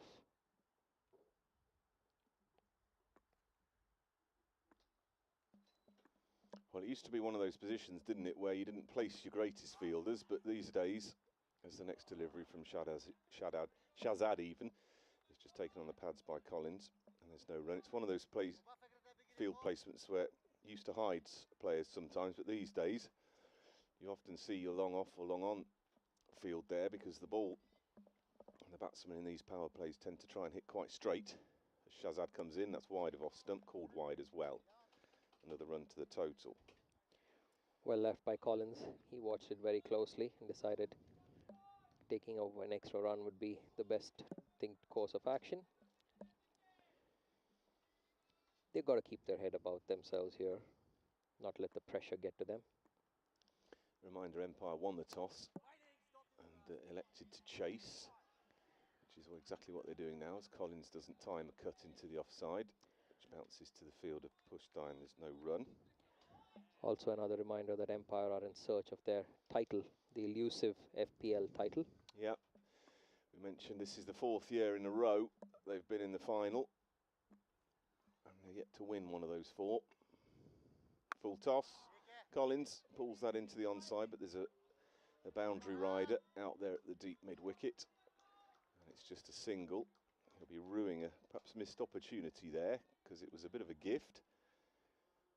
As the second man is put out at deep mid-wicket and the man on the cover boundary comes in to the ring. Big swing from O'Brien. Taking the outside edge. It's called a wide and runs down for 4 wides. I lost the ball for a moment then, I do apologise. There's a slight heart in mouth moment then, but the upshot is that it's 5 to the total. And Empire moved to 19 without loss, 162 the target. Here's again O'Brien's pulling, but not timing it. There's a chase for the fielder out there on that deep mid-wicket boundary. He does well though, and it's only a single to O'Brien. Also in stark contrast to the Titan openers, these two, Collins and O'Brien, are extremely quick between the wickets. Yeah, that is a good point. They do, whether or not Collins is quite as quick as he normally is with that groin injury, we're not sure, but normally probably one of the best runners, or if not the best runner in the league between the wickets. Another full toss clubbed. It's going to pick out the man though at mid-on, who fumbles it, but not seriously enough to give them any more than a single. The third over then ends, and Empire going along at 7 and over, 21 without loss. Slightly upping the ante in that over, but helped by the 5 wides they had. But otherwise, the two batters for the Empire Lions just putting their heads down and trying to keep the scoreboard ticking. They know the target they have. That's the advantage of chasing, that you know how to pace your innings. You can afford to do that. And these two doing exactly that. Not seem too perturbed by the fact that it's the first 6 overs and they have to take the aerial route. There's often some pressure, isn't there, placed on batting sides, particularly those chasing, that you've got to make use of that power play come what may. But again, it depends on your ultimate total that you're chasing. No point going all guns blazing for a total that you think is achievable at playing at a regular rate. As the next one is a full toss driven very pleasantly by Collins, but it's well fielded by the man out there on the cover boundary, Mangal, because he really timed that. It was a good piece of fielding. It probably deserved for the shot. Yeah, it's that man Mangal. I was mentioning earlier that he's a quick runner between wickets. He's also an agile, athletic fielder, showing us why. Yeah, good piece of fielding. As you'd expect, he comes into the ring though now. Just seeing who the other man that they've pushed back. Well, Raymond is at long off. Oh, he's bowled. Shinwari is bowled. O'Brien, who went for a big heave, and it's got through him. I think it's his leg stump that's gone. The off stump, I apologise, but yeah, there's some words out there as well. Yeah, they know that this was the crucial wicket that they wanted early on, the wicket of Jordan. Some words exchanged, but ultimately I think in the spirit of play, some of the fielders give him a pat on the back, telling him well played. Yeah, that's what it looks like.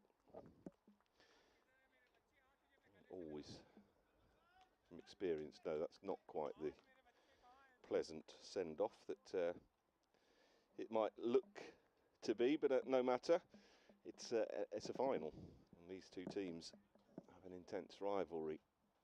The upshot is O'Brien is gone, first wicket down, 22 for 1, and it brings Vanraj Padal to the crease. A nice sight for a bowler. Nobody seems to have bothered to put the stump back in though. Quite a surprising thing. Usually the square leg or the He's strikers walked off, hasn't he? The square leg umpire. Look. I can't be bothered. Usually the strikers and umpire would put that back up, but probably in this case he figured to outsource it to one of the fielders. But having said that, that brings in Vanraj Padal, guy who has been around a long time, part of this Empire side and also part of the national side. He would be looking forward to keep the scoreboard ticking, keep his national team captain running. Yeah, captain and vice captain of Finland and for the last few years at the crease now. So a wealth of experience, but O'Brien certainly is that man that along with perhaps Amjad Sher, that would take the game away from you in the blink of an eye. Sher has opened recently in the power play. They're saving him, obviously. So two very orthodox batsmen, good runners between the wickets. And they tend to play in perhaps a more measured way. Shinwari comes into Padal. This one is short, and he's just taken high on the pad. There's an appeal, and the appeal goes on, and the umpire's not interested. Yeah, Shinwari definitely bowling with his tail up. The Titans are pumped. They know they've got the crucial wicket. They would love to press on the jugular, and that appeal was exactly in that direction. But the umpire, Harsha, there not interested. Here's again. That's down the leg side, called wide. So a gimme really after all the pressure built. That's another total to the total. 22 for 1. 3.5 overs in to the reply. Chasing 162. Just trying to see who's padding up for Empire, who's padded up, ready to come in. Padal, oh, a big slash at that one outside off stump. It was kind of neither horizontal or vertical bat. A moment I thought he might have got a little tickle.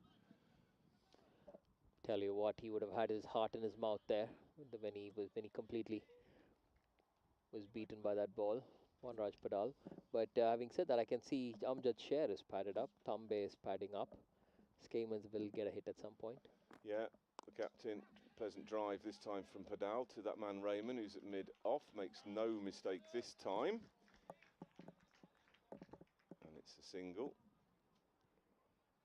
24 for 1. Yeah, it's a movable feast, the batting order, often, depending on the game situation. And you'll see this in most T20 games from whatever level, that there'll be several padded up at the same time. And depends who gets the nod on the situation of the game as Collins drives a full toss, which squirts rather backward behind square on the offside. And that is just a single. 4 overs have gone then, 25 for 1. Helsinki in chase of 162. Helsinki got off to a real flyer in their power play. After 4 overs, they were 46 for 1, so they're quite behind the ball at the moment, Empire, and the rate. But don't forget, of course, that Helsinki innings stuttered as it went on, and the run rate dropped considerably in the second half. Yeah, what is significant about that innings were the two partnerships. The two really good partnerships they had. One was the opening partnership, and then the second wicket partnership between Rahman and Aniket Pushtai, which the Empire Lions will have to emulate if they are to get anywhere near this total. Get a partnership going, not lose too many wickets. Well, there was a clatter of wickets for Empire in the last match they played, where they were chasing a really modest total of 120 or something, and looked to be cruising, and then lost a great clump of wickets, which was heart in the mouth stuff at the end. They got there, but wickets intact has got to be the message as Collins pushes forward to the first ball from Shahzad's third over. The Titans cheering every dot ball along quite vociferously, and rightly so, because they know that every dot ball adds to the required run rate. Yeah, this is a complete contrast to the power play in the Helsinki innings. This is going along very sedately in comparison, but they'll look to accelerate, of course, with wickets in hand as Collins pushes forward to the next one. There's no run once more. So that'll be the message, isn't it? Not to panic if you are behind the rate early on, because you have to compare it to what's on offer, what's on the table. You know that if you can accelerate your rate, then, you know, slow start isn't necessarily a problem. Shahzad, this is wide, called wide. They do have some big hitting players to come lower down the order. Tambe, Sher, Gallagher, they can all hit the ball a long way. Well, and Skamans, of course, the captain. As Collins drives and misses. It's past the outside edge. So this is a good over so far. Just the one from it. Again, Skamans, who's opened several times recently, opting not to open this time. On a warm day here in Kerava, around 24, 25, we think. Collins, uppish drive, which evades just the man at mid-on and runs to the rope. It was, again, a heart-in-mouth moment for a second. He didn't quite time it, almost an inside edge. Bit clothed a little bit, and the man at wide mid-on had a dive to his right, but it was too much for him, and a welcome boundary for Empire. Certainly a welcome boundary for him. Nathan Collins hasn't been amongst the rungs lately. Hasn't been playing for a little while as well because of that injuries. The next one is just pushed into the offside for a single. I wonder if that's affecting how he plays. He's normally very busy. Likes to push the ball for ones and twos, but if he is perhaps hampered by a groin injury, then he might be saying to himself that he needs to try and score in boundaries, but he's still there for now. 14 off 17. He gets a full delivery, which again squirts out into the offside, and there is again no run. And the end of the fifth over means the Empire Lions now 30 for 1, chasing 162. What is interesting to notice and compare would be is the number of dot balls between this Empire innings so far till now versus what the Helsinki Titans had. Definitely a lot more in this innings. So it's kind of a subdued or a controlled start. They're going ahead to run a ball. A hot day, helmets are off in the middle, at least for Collins. Just to get some air.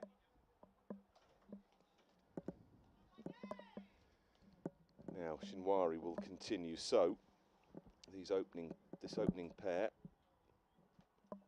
bowling 3 on the bounce, and why not? They've done very well too. Is Shinwari down the wicket comes Padal, drives that, bounces over the bowler, a big throw from the field, and this is going to be buzzers, overthrows, but whether or not I think they noticed or realised, the batsman, I think what had happened was that Collins had overrun the first one, so he was loath to try and turn quickly, where there might have been a couple of overthrows. There was only one in the end, but still, they pick up 2. It's a bit of a reckless throw. I would say a bit of needless throw because the batsman there, Collins, was safely home. Shinwari to Padal. Nice length, good shot, lovely. Clip off the legs. They're going to push for 2 here. There's 2 fielders chasing it. Very easy on the eye, Shinwari is a bowler. And that shot from Padal as well. Very elegant. 2 elegant looking cricketers out there in the middle, Shinwari and Padal. Copybook flick shot. Yeah, he's got the classic left armers action. He's quite small, but he's compact, and he's got a lovely, easy action. That's wide of off stump. Adds another to the total. Losing his concentration there for a bit. Shinwari ending up splashing it way outside off stump. Yeah, and you can see what he's trying to do. Classic left armer, of course, just trying to run it across that right hand. That's why they've got the gully in place. And early in his innings, Padal had a swipe at one. This time he's picked one off his legs, and that is a terrific clip. Has it gone all the way for 6? It's not, it's just bounced inside the rope. That was a delightful shot. Terrific. He just leant onto it and clipped it through the onside. The umpires are calling 4. We have a good sight of that, and Akash, you were quite in line with it, so could tell that had bounced just inside, but nonetheless, what a terrific shot that was. Terrific looking shot, nicely clipped. The previous time he kept it down and it was in the gap. This time he went over the top and managed to clear the infield. A very elegant shot. That gap is still there. There's no one out on that mid-wicket boundary. Shinwari's in again, short, and he comes down the pitch a step or two. Padal stops, checks his shot and just guides it down to third man to pick up another single. Yeah, the Titans have, with their field placements, they've got one at deep point and one at deep extra cover to Padal. They know that he's not a slog over the cow corner hitter, Padal. He's more of an elegant, proper copybook cricketer. Yeah, both of these are. Shinwari goes into Collins, who has a swipe at that one, and he's found the gap in the offside. It's another 4 runs. Again, just a slight step down the wicket, just to make some room for himself, and he opened his shoulders a little bit and guided that through the vacant cover point region for a second consecutive 4. So a little bit more acceleration from Empire, 44 for 1. Their required rate is just a touch over 8. They're going along at 7 something at the moment, as Collins just dabs that one into the offside, and another misfield gives them a single. So a little bit of sloppiness to end that over, which was a good one for Empire. 15 coming from it, and 6 gone, 45 for 1 Empire, chasing 162. Definitely a steady start in this first 6 overs. Lost the wicket of Jordan quite early, but these two seem to have made up for it, and that last over has helped their cause. If I'm not mistaken, I think it's going to be Abbas Butt coming in to bowl from the other end. We will know very soon in just a minute. But they definitely have the option of a slow bowler, and they will use it. So it would be very interesting to see the approach which the Lions would use. But I beg your pardon, it's not Abbas, but it's going to be Obaidullah from the golf course end. The fielding restrictions are off after the first 6 overs, and so now there's going to be plenty more room for singles and twos. The question will be is how fit is Nathan Collins to be able to make those quick singles. Yep, so 6 overs gone, power play finished. 2 men out on the deep onside boundary. Man at deep extra cover. Long on, long off.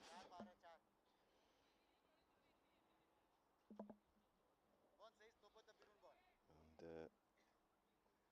just some confusion as to who the bowler is. Not yet been confirmed. As we await the start of the 7th over, a bit of leg spin it is, and Collins chops that into the offside for no run. Siddiqui, the man.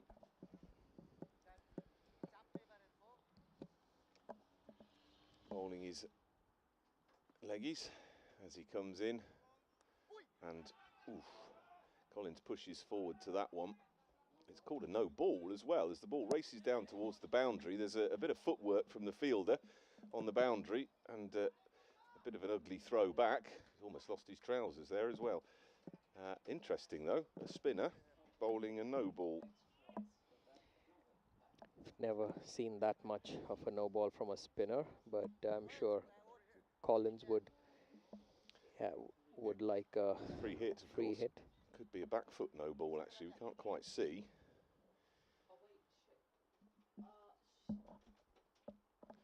He's in again. This one's clipped off his legs by Padal up to long on for a single.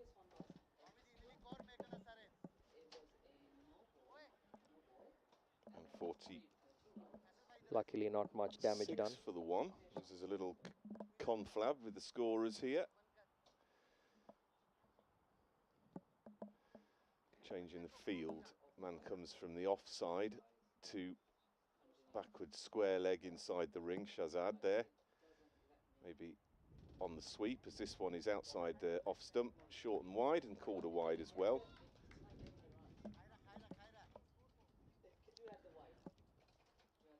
He'll be a little relieved, I would think, the bowler.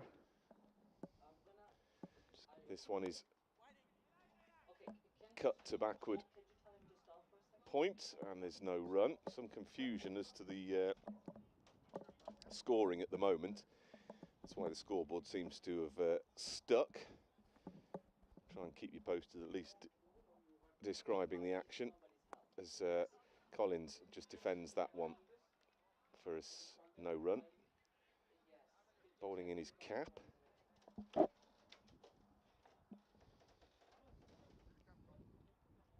As the scorers frantically try and work out what's happened with the equipment here. Oh, big booming full toss that is pulled into the onside and is caught by Shinwari. Well, it was a gift. It was one of those deliveries that, well, so often gets wickets. It's like a buffet ball, help yourself, and you eyes light up and you smack it and you find the fielder on the boundary. So Collins has gone and he'll be absolutely distraught at that because I think he timed it pretty well. It's just one of those, how often do we see it? A rank full toss gets you a wicket. More often than you'd think, Richard. He had his, he saw the ball, he hit it really well, but unfortunately for him, finding the fielder, it's all happening here in the 7th over. A no ball by the spinner, a free hit going for a single, then a wide, and then a full toss leading to a wicket. So that brings in Jonathan Skamans to the wicket. He's got his task cut out for him. He's got 2 of his big guns back in the hut. He knows they bat deep, but the importance is right now is to get a partnership going. And these two here will have to put their heads down and stitch together a partnership and prevent this from slipping through their grasp pretty quickly. But having said that, the Titans are started using their slower bowlers. Obaidullah Siddiqui being one. I know for a fact that Ghulam Abbas Butt at some point will be coming in with his right arm off spinners. So we are in for a good chase, ladies and gentlemen.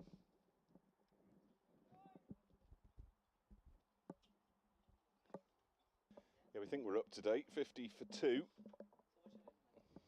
There's a long hop to Padal. He's clubbed into, or straight up to long on. Empire having lost their 2nd wicket. Collins having gone for 22. And one of those dismissals that just makes you feel sick, doesn't it, really? You get a full toss and you hammer it and you think it's sailing over the rope only to find the fielder. But we have a delay, 7 overs that have gone.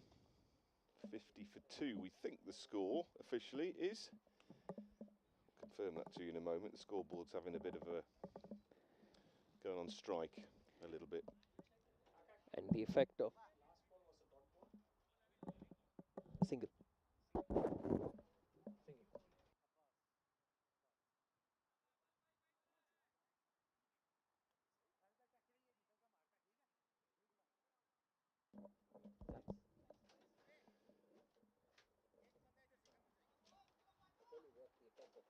Of that full toss was that the next ball, which was a long hop, which ordinarily would have gone over the ropes, was just pushed down to long on for a single.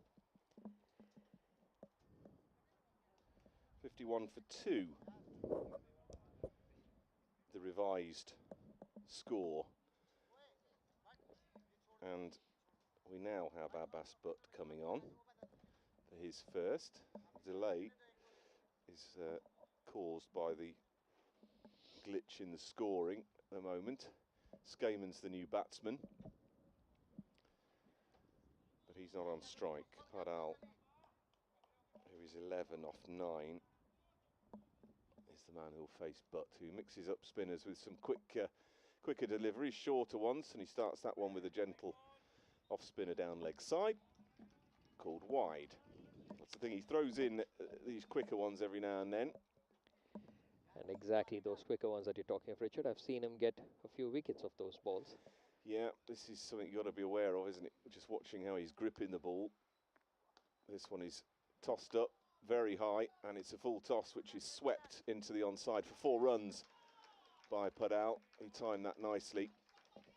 It was a chase for the fielder, but it was travelling nicely. And the outfield's pretty quick, even going up the hill there, so Padal helps himself to another boundary, but it was another full toss, which for those watching sometimes gets their heart a jitter.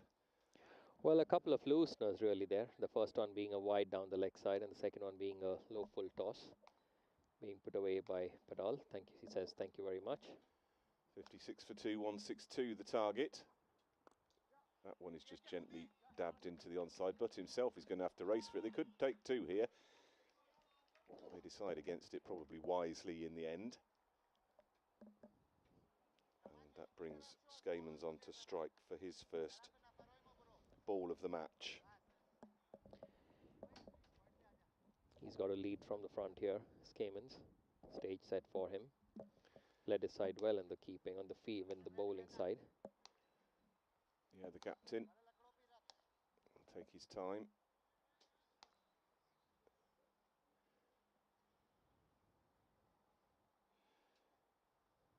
As it gets very warm here, 20 past 4 in the afternoon, and the sun is right on our box here, which is resembling a sauna. As a half-hearted appeal for LBW as Skamans is down on one knee trying to paddle that around the corner. He doesn't get anything on it. No run. That was sort of like on a fourth leg stump line. Yeah, one of those that if you just think, oh, I'll leave this, you get a wide. Booked in again. This one is slow, given plenty of air, and again he's down on a knee, just paddling that into the onside. Skamans gets off the mark. Perfectly happy to play the off spinner down there to the onside for a single. Required rate 8.5 at the moment, but given this one air, and he's paddled that nicely around the corner as Padal. He should pick up a couple. No, they're going to stick with the one because actually it wasn't travelling as quick as I originally thought. So just the single, but nonetheless another one to the board. 59 for 2. And a measured response so far. This one is wide and outside off stump, and it's missed. End of the over then. 8 overs gone. Empire 59 for 2. 8 coming from that over. Very un-Abbas-like first over with a couple of wides, then a loosener or full toss, getting a boundary off it. But apart from that, it's been pretty much even Stevens this last over. They are definitely trying to keep the boundaries down and succeeded to a great extent. The Titans. 103 required. Siddiqui continuing, does it look like? Just a bit of a mixed bag of a first over. But he got a wicket. Importantly, with that full toss. Here's another one. What's Padal done with this one? Has he done what Collins failed to do? And he has. Put it into the covers over there on the mid-wicket boundary. That was almost a carbon copy of the shot that Collins played. He just got a little bit more on it, probably another metre or two on that ball from Collins, and it would have had the same result as Padal's shot there. But again, he's feeding that ball. It's almost, you could say, a deliberate ploy. He's bowling with two men back there for that shot. Yeah, down the hill, here's Siddiqui. What's this one going to produce? This one's shorter, and he just defends that Padal. 65 for 2. Less than 100 needed now. Run rate is currently around 8, needed about 8.5. This one is just tickled into the onside and they go through for a single. Keeper fields. So 7 off the over so far, which one more gets them up with the required rate for the over. No doubt they would want to keep the scoreboard ticking, these two, without too many risks at this stage. Yeah, it's really nothing between these two teams, is that Empire finishing the regular season at the top of the table by a handful of points, 1 victory more. The two of them played off to see who would go straight into the final earlier this week, which Helsinki wanted to canter. As this is a short, long hop, which is, again, not timed by Skamans. Another one of those deliveries which you just, when you were being kind, you would say it was a pie. But it's so often difficult to get your timing right with them. as he comes in again. That one's quicker and a full toss, and it just rushes Padal a little bit. No run. Skamans there, his eyes would have lit up that previous delivery, looking at the long hop, but somehow not managing to clear the ropes. That's a better length. He's taken on the pad and he's given. Given him. The umpire has raised the finger, and Siddiqui, again, a mixed bag, and that's sometimes the problem, isn't it? You don't know what's coming. And he was just down on a knee trying to paddle that around the corner, Padal. And he's been given out LBW for 24. Crucial wicket. This is the experienced one, Raj Padal, getting out LBW. He's kind of unsettling the batsman here, Obaidullah, with his long hops, with his pies, as Richard explained it. But somehow, No, don't be fair. I said that about one ball. but one ball, okay, I'm sorry, I beg your pardon. So with the one ball, but somehow he's managed to be amongst the wickets here. 2 wickets in successive overs, getting in Peter Gallagher into the crease.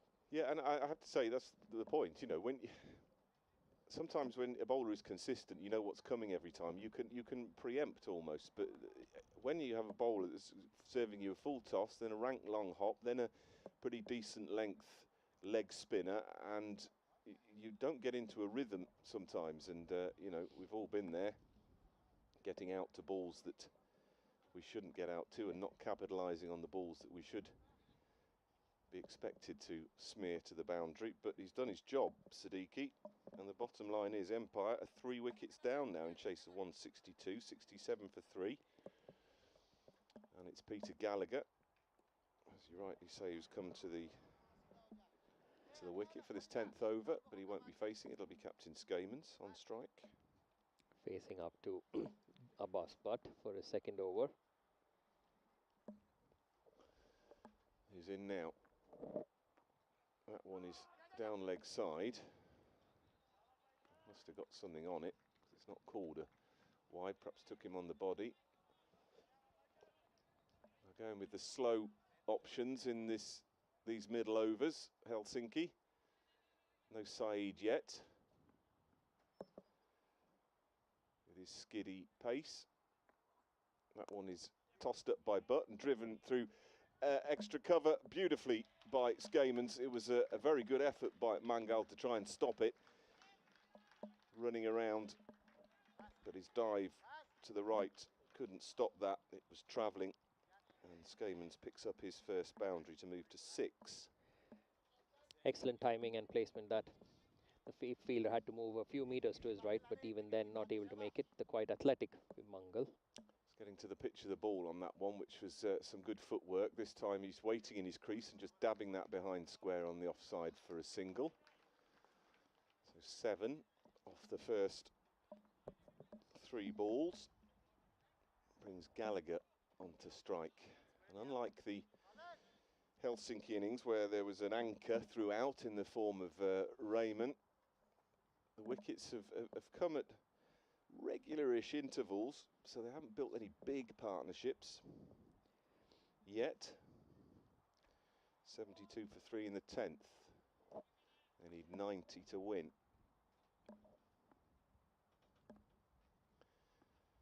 Here's Butt. Big shot from Gallagher. It's uppish, but it's over the infield. It's not going to race to the boundary. They should pick up 2, though, easily enough. So a controlled shot, that one. Just opening the face and clearing the infield. Gets Gallagher underway. Yeah, the key has been, the difference has been the partnerships, at least so far. They haven't really gotten any solid partnerships, as against the 2 which the Titans had at the start. His Butt turned into the onside for an easy single. It's a round of applause from the Empire bench away to our left, just in front of us here. Looking who's padded up. Cher probably will be the next man in, or perhaps Tambe. Those 2 really,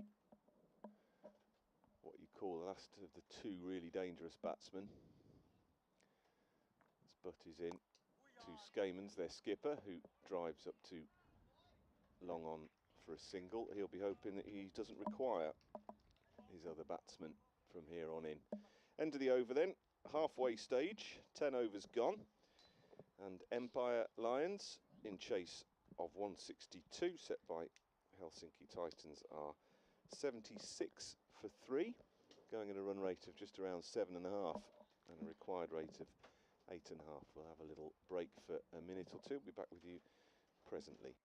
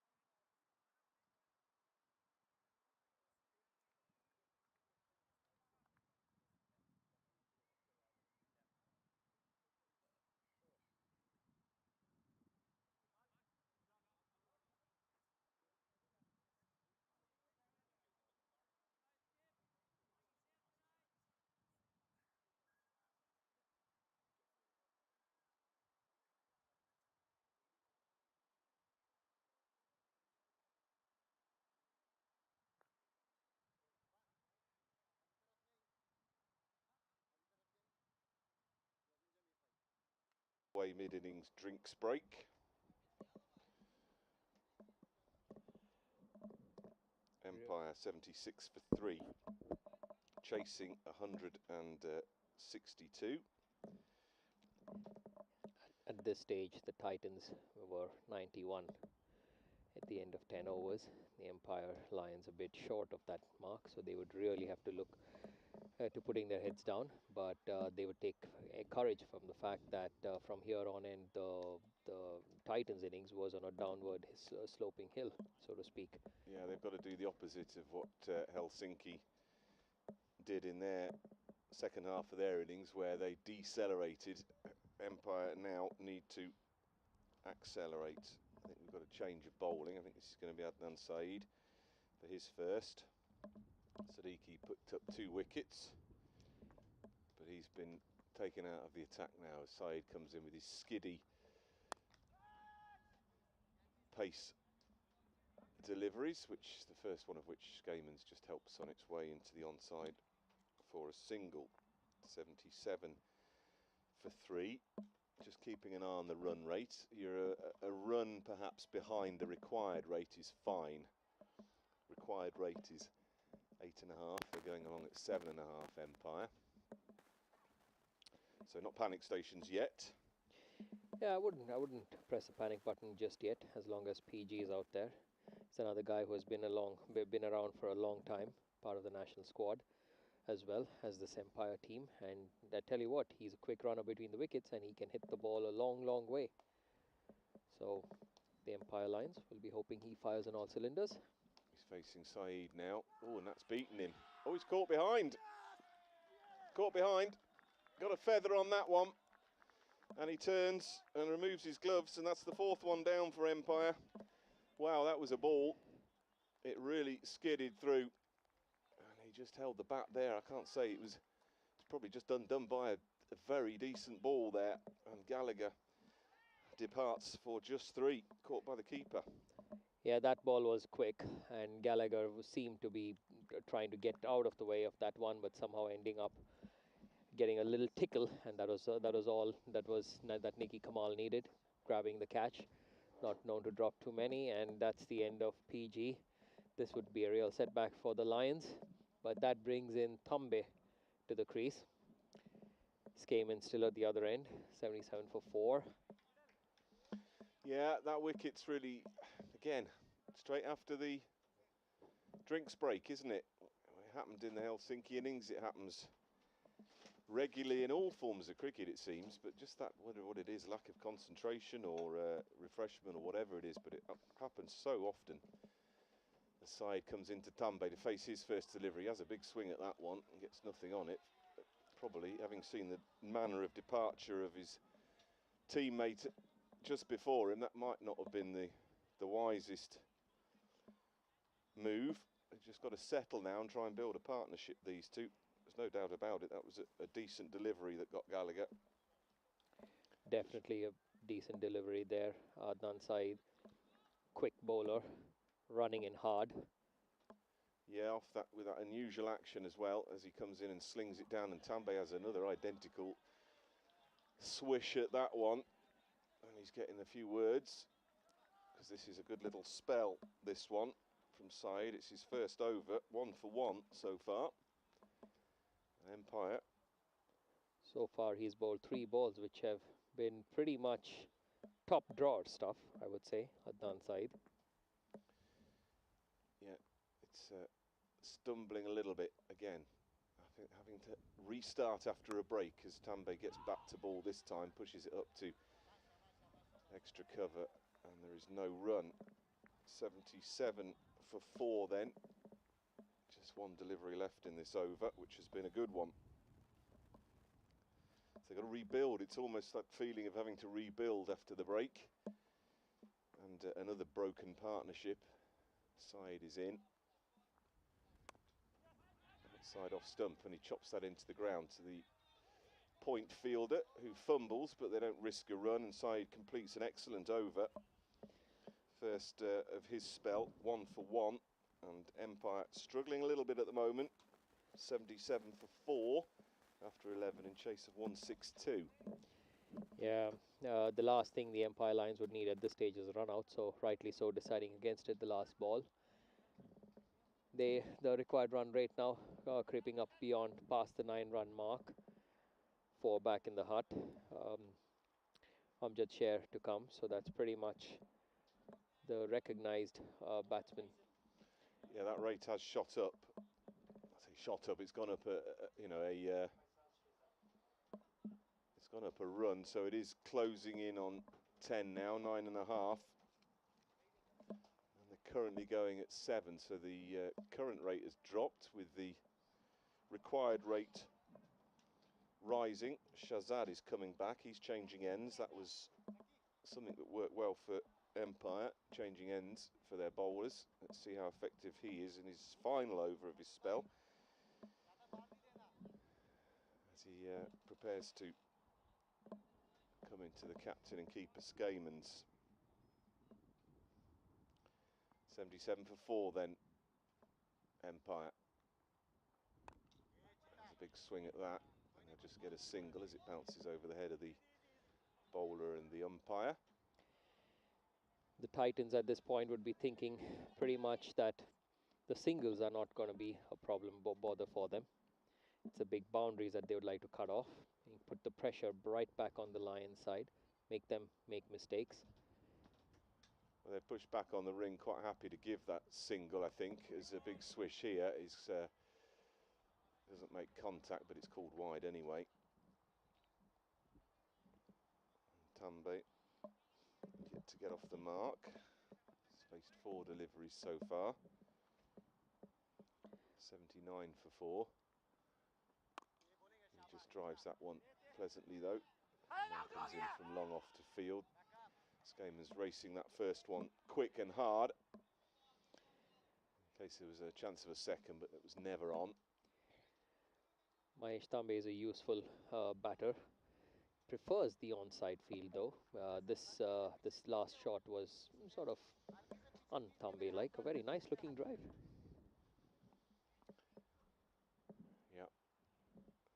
Shazad in.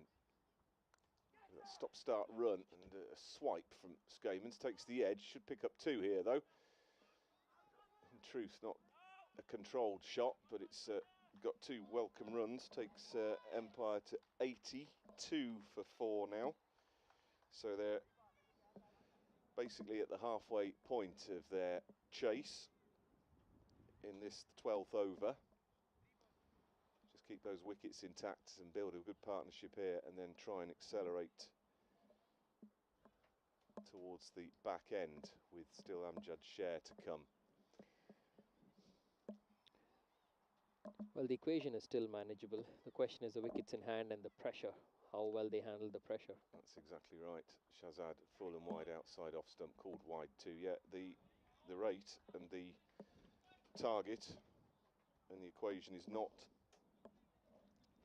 by any means difficult or out of the question, but it's that fear, isn't it, and the need to build a partnership and keep your head as Shazad comes in. And Skamans has gone towards long off. He's not got hold of that, thankfully, because had he done so, he might have holed out to the long off fielder, but he just gets a single, struggling to time it. The pace off seems to have worked for Helsinki. They do that on a regular basis, the Titans. And then, of course, Saeed with the pace on picked up the vital wicket of Gallagher before as Tambe drives up to long on for a single. So I think they are just happy to keep up with that rate for now, which is the required rate's gone up to 9.4. And they're currently going just over 7s. So still in touch as Shazad looks to finish his spell. That's a nice shot, but it's only going to get him a single. Weighted on it, and back foot drive for Skamans takes him on to 14, and the 12th over finishes with Empire on 86 for 4 by way of comparison at this stage. After 12 overs, Helsinki 105 for 3, so they were well ahead, but they were 105 for 3 and then lost 7 wickets in the rest of the innings without completing their 20 overs. So you have to take that into the equation. Were Empire to lose wickets at a similar rate, then it will be curtains for them. But if they don't, then the rate should be eminently achievable. Anyway, we'll see. Absolutely, they will be looking to really up the ante without losing as too many wickets from here on. They do have Amjad's share to come, so they have the luxury of knowing that they can go for some big hits towards the end of the second half of this innings. Saeed to Skamans. That rushes him a bit, but it squeezes out into the onside and they get a single. Good running. Getting some bat on that, Skamans. Would have been interesting to see if it was a leg by or he got a bat, but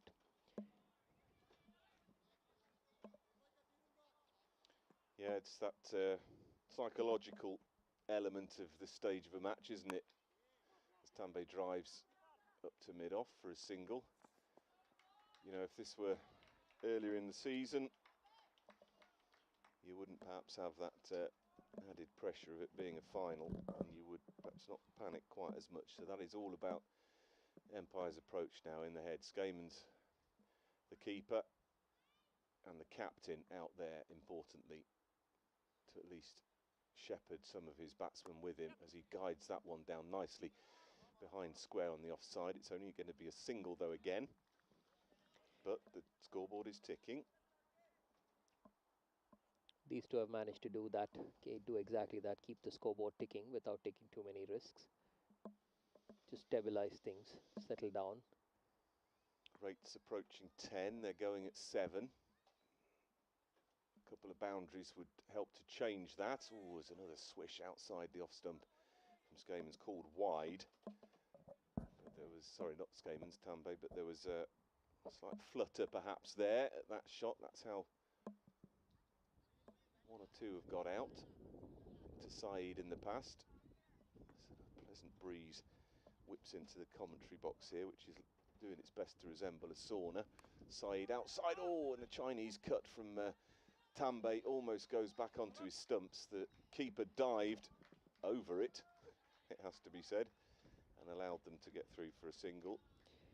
He was lucky there, the keeper, the batter there. It could have so easily have gone on to the stumps, but they in the end managed a single. So single, single, single, wide single so far in this over.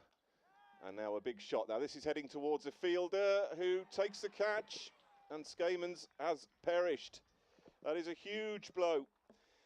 We were just saying how the singles were ticking along nicely, and he's gone for the big shot there. He seemed to get hold of it well, but he picked the fielder out, who on the run took the catch, and Skamans has gone for 16. And this is looking ever harder now for Empire. Definitely much harder now with the departure of the skipper.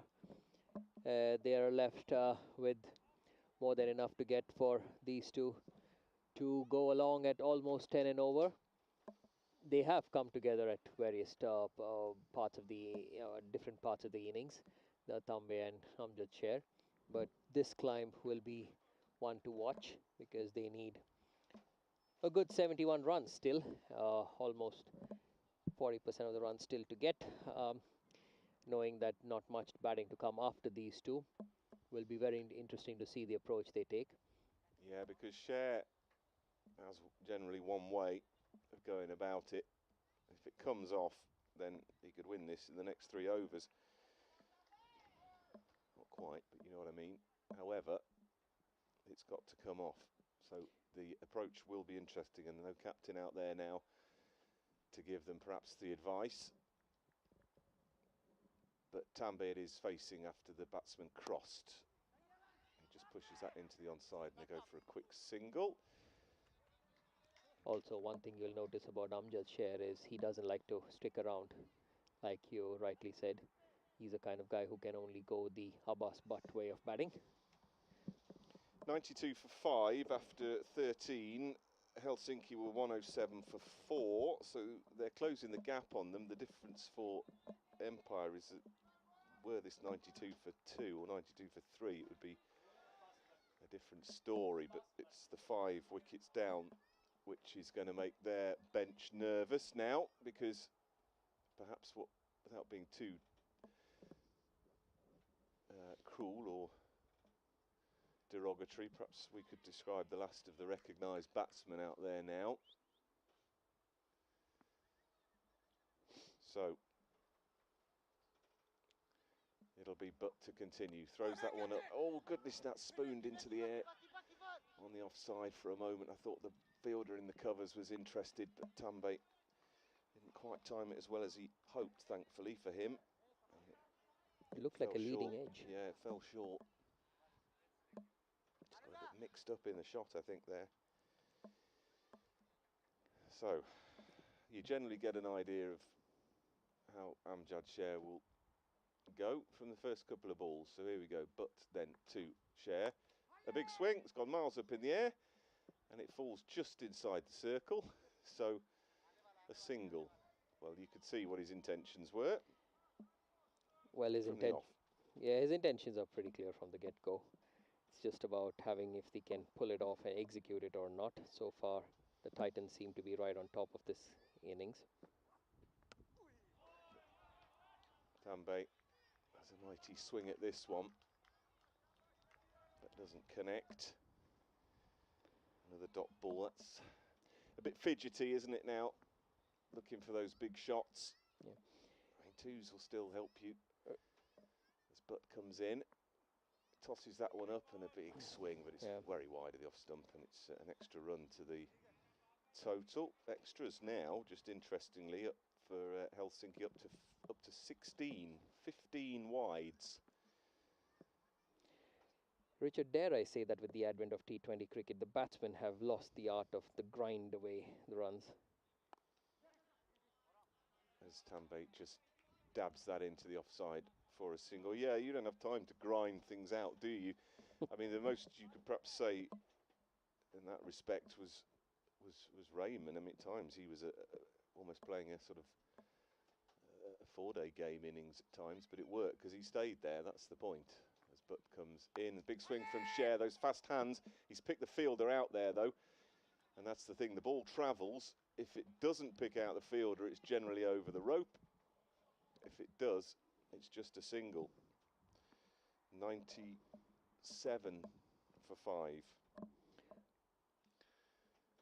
But to Tambe, he has a big swing now.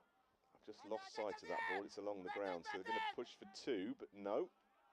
Good fielding again. 3 men out on the onside there, on the boundary. I beg your pardon, 4 if you take the deep square leg in, and no deep extra cover.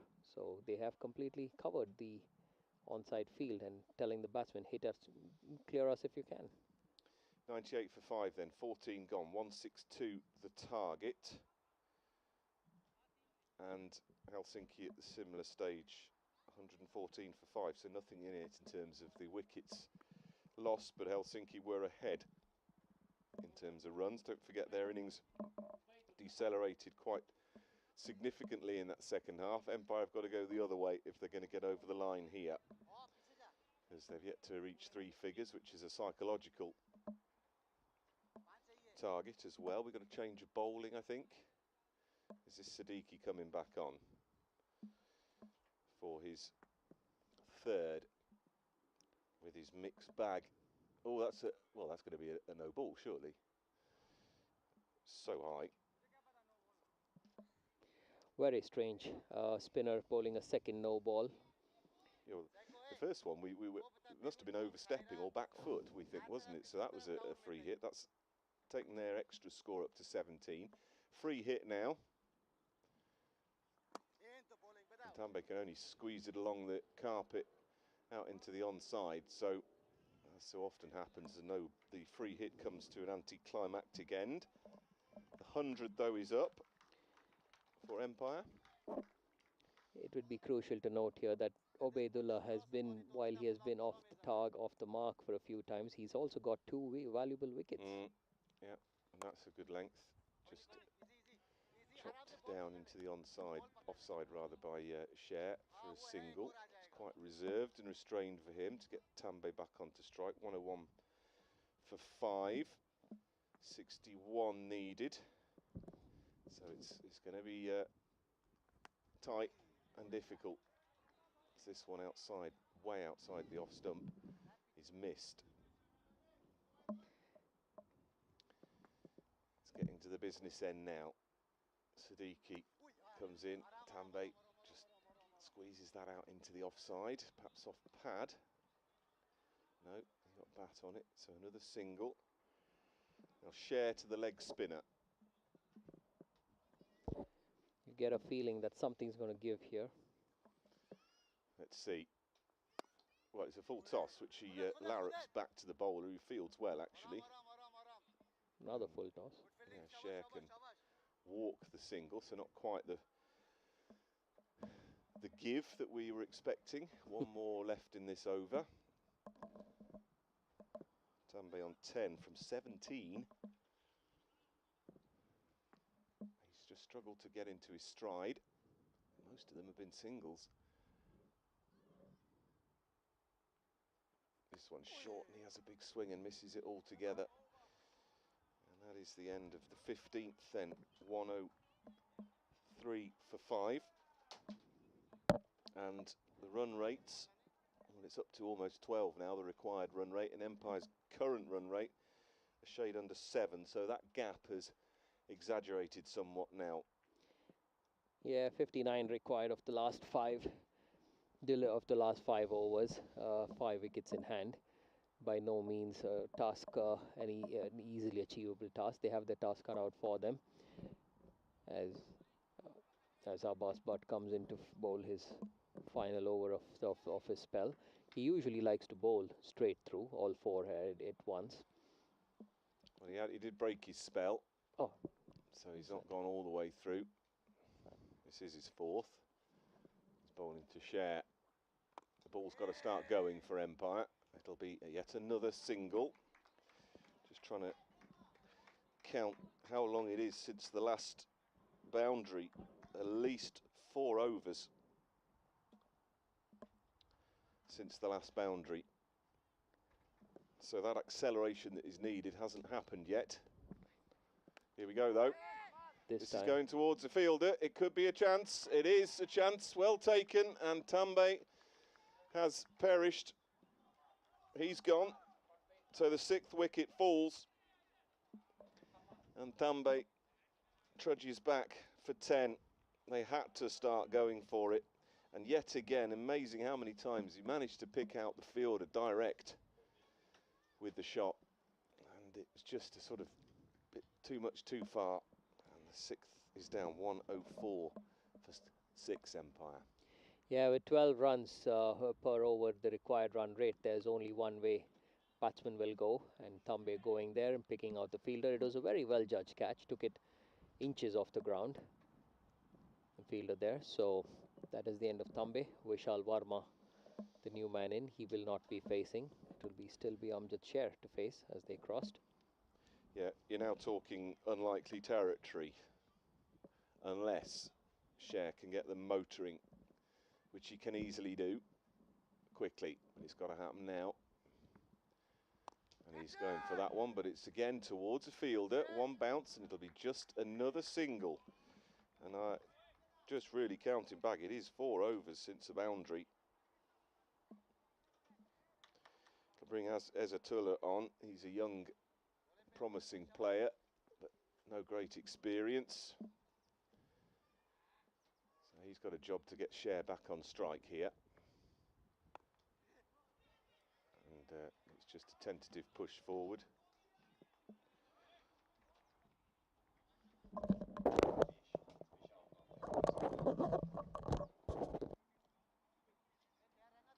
Do beg your pardon there.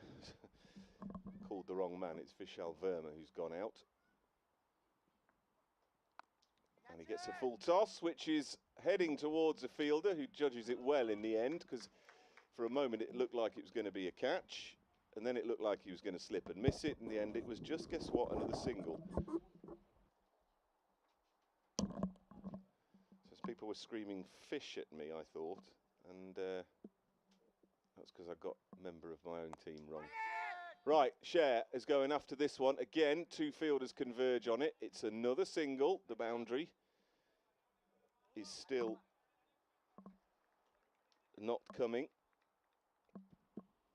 That's the end of the over, 107 for 6 off at the end of 16 overs. It's got to be an uphill battle here from here for Amjad Sher to try and get his team over the line. They fought hard, these two teams. They've had a few interesting games. They've been in the finals for quite a few times. And this is the 4th Empire consecutive time the Empire team would be in the finals. And yeah, it's that looks like that run of 4 consecutive finals without a win will continue unless Amjad Sher can pull a miracle out here. He's capable of hitting huge shots, but it's leaving things a little bit too late at the moment. Right, bowler now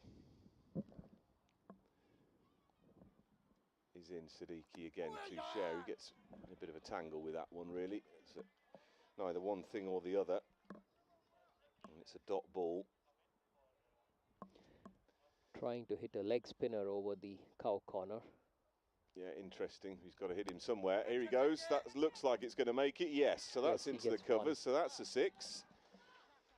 That's been an area where we've seen wickets and the odd boundary, but that is a welcome boundary. Every boundary is welcome, of course, but goodness me, they've gone seemingly ages without one, about 5 overs or so. But that's what they need from here on in. 49 of 22 seems to be the equation. Siddiqui again, short, long hop. Oh, that's gone. That's just bat speed and hands from Sher. He's so quick, no enormous technique to it. It's just very, very quick hands and bat speed. Flat that travelled. It was still travelling flat as it crossed the boundary rope, and it's into the drink, I think, in front of the well, I hesitate to say packed, but busy balcony over there.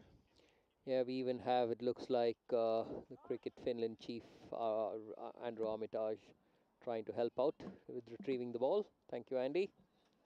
Well, Seeing him slip into the stream there would be add a little bit of entertainment to it, but that was, well, it's a lost ball, that's for sure. That's why Cher's wandering off perhaps for a drink. But 12 in 2 takes it to 119 for 6. And we're in the 17th, so that helps, but is it too little too late? That's the great question. Run rate required 12.2, current rate 7. 41 of 21, while the third umpire goes in with a set of replacement balls to be used in case we are not able to find this one. Raz Mohammed seems to be padded up. Imran Mohammed to follow. Raz played a pretty handy knock the previous eliminator against SKK, helped his side to take them over the line. Will be very interesting to see what happens, how he's able to help his team today. But for now, it's still going to be Cher and Vishal. Cher has had 2 big hits of Obaidullah Siddiqui, who has been a mixed bag so far. Never know, can never tell what he's going to bowl the next ball. 2 no balls, and luckily for him, both the free hits following those no balls were singles. Third umpire returns with the big boxes of balls. A nice hard ball then for Siddiqui. Well, that's short and wide, called wide, so that's another help for Empire. 120 for 6, still looking unlikely. But while Cher's there, you don't know. This one is tossed high up. This is heading towards the fielder running in. It should be taken in, and it is. And that, you can tell from the Helsinki Titans players, the way they celebrate, they know that that is probably that. Well, that's definitely one more catch closer to the cup for the Titans. They knew that Cher was a danger man. He was going in full throttle. 2 sixes of consecutive deliveries. This time, not able to get the distance. He ended up holding out right down the throat of the fielder there at long on. It's 120 for 6, 42 required of 21 deliveries as the new man Raz goes in. From here on in, it's going to be definitely a case of Titans losing it than the Empire team winning it. They have bowled a few extras, quite a few extras if you look at it. 19 extras from Helsinki. Full toss, which is just mistimed into the offside. And there's only a single. You take that off. I mean, 18 extras, 18 extras, I beg your pardon. You know, that's 18 extra balls. And take that off the total, then the games would already be lost by now. It's looking unlikely as it is. Raz Mohammed, though, he'll keep fighting to the end, and he gets one on off stump. Full toss, which he tries to carve into the onside. In the end, nothing happens. The over ends, and Empire, after 17, are 121 for 7. What would be very interesting to notice is to see the number of extras and compare it with the top scorer of this innings. Yeah. Well, so far Collins went for 22, Van Podal 24, and then Cher went for 19. So Skayman's 18, so, you know, extras are up there. Already in the top 3. With 3 overs to go. But here's Adnan, or at least what looks like Adnan. Yep, Saeed going to come from the opposite end to the one he started from for his third. And it'll be Vishal Verma on strike. And he awaits him now. Wide. 20 more of those would help. That pushes up the extras now into third top scoring position, equal with Amjad Cher. Another wide, I think. Tell you one thing about Vishal. I've seen him bat a few times in the lower leagues. He does tend to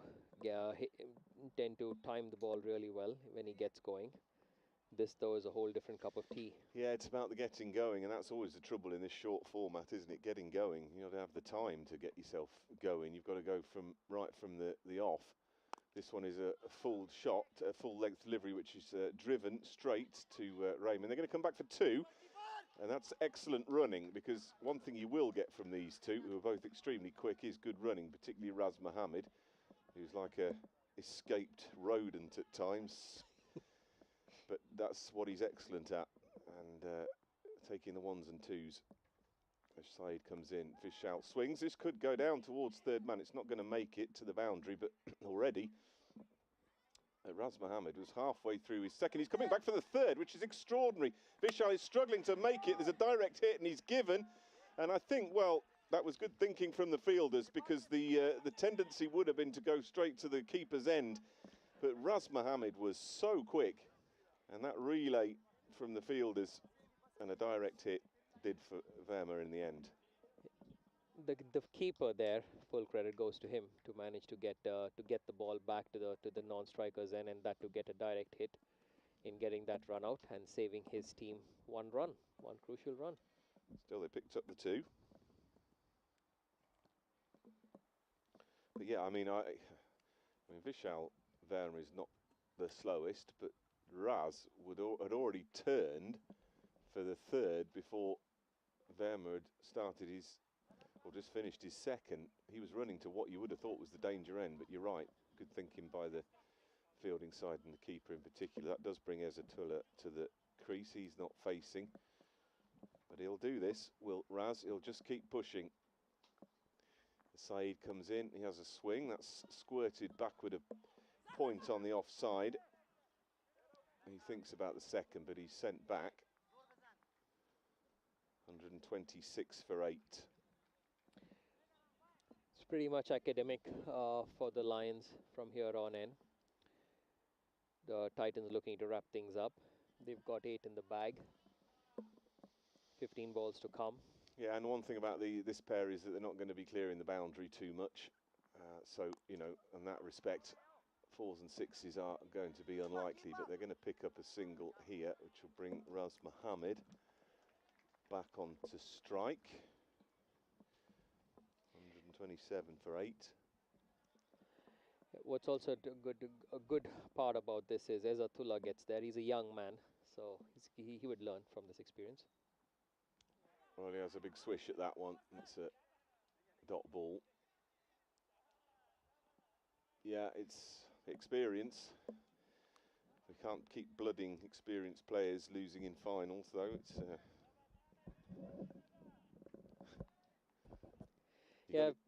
you've got to get there, I suppose, in the end. That's the point, as he waits for Saeed now. That slingy action. Well, he's turned that into the onside. They're not going to get more than a single. And it's just the dying embers now, really, of this Empire reply after 18 overs, 128 for 8, 162. The unlikely now target. Absolutely, I think it's been the Titans' game all the way along. They've really planned it either ways. If they win the toss or lose the toss, being put into bat. Abbas Bhatt going ballistic in the first 6 overs, and then Saif dropping anchor. Good partnership with Aniket, and then handy little partnerships, even though they kept losing wickets. The Lions' innings just did not get underway. Their main, if I were to say, their star batsman and informed batsman Jordan getting out early to Shinwari, and since then nobody really able to put their heads down. Raj Padal seemed to get going, but was out LBW. Yeah, it's been pedestrian pretty much all along, hasn't it? There's been no great period where they've been on top. As the left-armer Shinwari finishes his spell to Raz Mohammed, who has a little fish outside the off-stump, and it goes through to the keeper for no run into the 19th over now. It just hasn't, it's tired almost from both teams, you think, in the innings. You know, the second half of the innings have just gone a bit flat, as if they're tired at the end of a long season. No great fireworks really along the way. As the next delivery is driven by Raz Mohammed up to long off. Coming back for a second. And coming back for a needless second, because it's just essentially a run out, which really puts the tin lid on it, doesn't it, really? I suppose you've got to at least get there and see your 20 overs out. Helsinki didn't do that in the same way Empire didn't in their match earlier this week, and it looks like it could be a similar story here in this reply. As extras, just to tell you, creep into third place on the scoring list. They're now at 20. So the third highest scorer in this innings. That's 20 extra balls. That's, you know, that's over 3 extra overs. And it's still been the struggle. We've got to wait for the batsman to get off. He's still on the pitch, just taking his time getting off the pitch, but he's got to get off because they're about to start.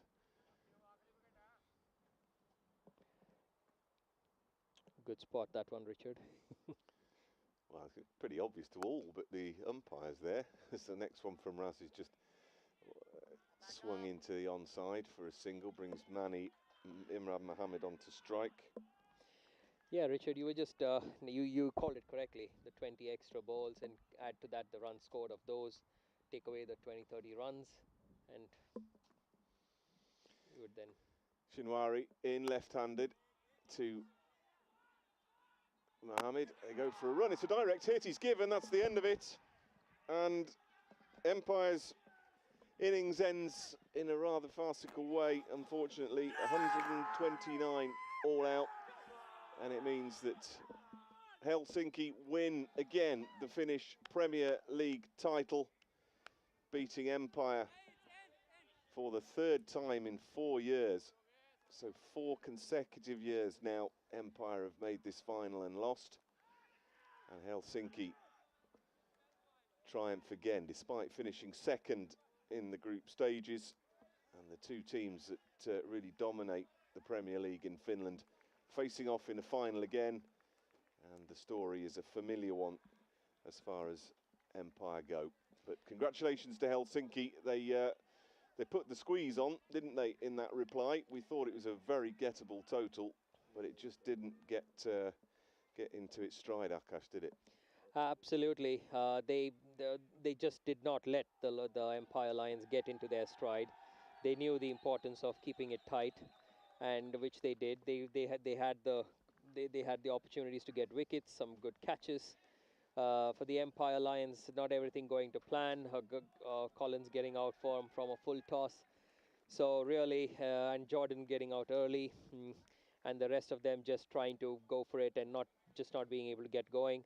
These two sides, just in this last few weeks, this has been their third encounter, and Helsinki Titans have really been the superior side of this tournament. There was one time when these two sides played, and I think Empire won, but that was not to be. Full strength Helsinki Titans, really deservedly so, winning this tournament. The Empire Lions, like you said, Richard, will have to get back to the drawing board and probably redo or rethink their entire strategy to see if it comes up. But having said that, it's right now. Congratulations to the Titans. Hard luck to the Empire Lions, and also a big thank you to our to the umpires, the third umpire, and also to our cameramen, who have been really putting a lot of effort into this, bring this broadcast to you. We will be with you for the award ceremony shortly, in approximately 10 minutes, or maybe less. So please stay back with us.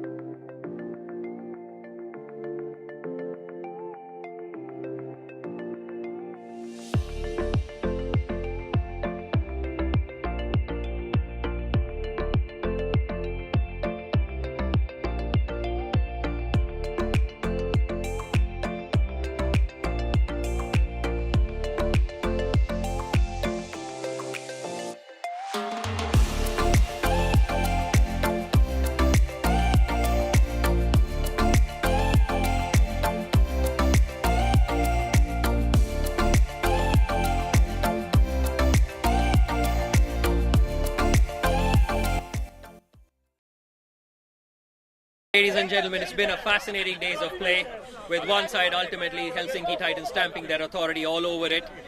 With me here at the presentation party today, I have the Chief of Cricket Finland, Andrew Armitage. Andy? Thanks, Akash. Just very briefly, thanks to the umpires for all your hard work today in this sunshine, which apparently is going to be finishing after this weekend. So winter starts next week. So we've heard. To both finalists, it's been a pleasure watching this season, where these two teams quite clearly have been the two best teams in the Premier League throughout the season. So well done to both of you for all of the league performances.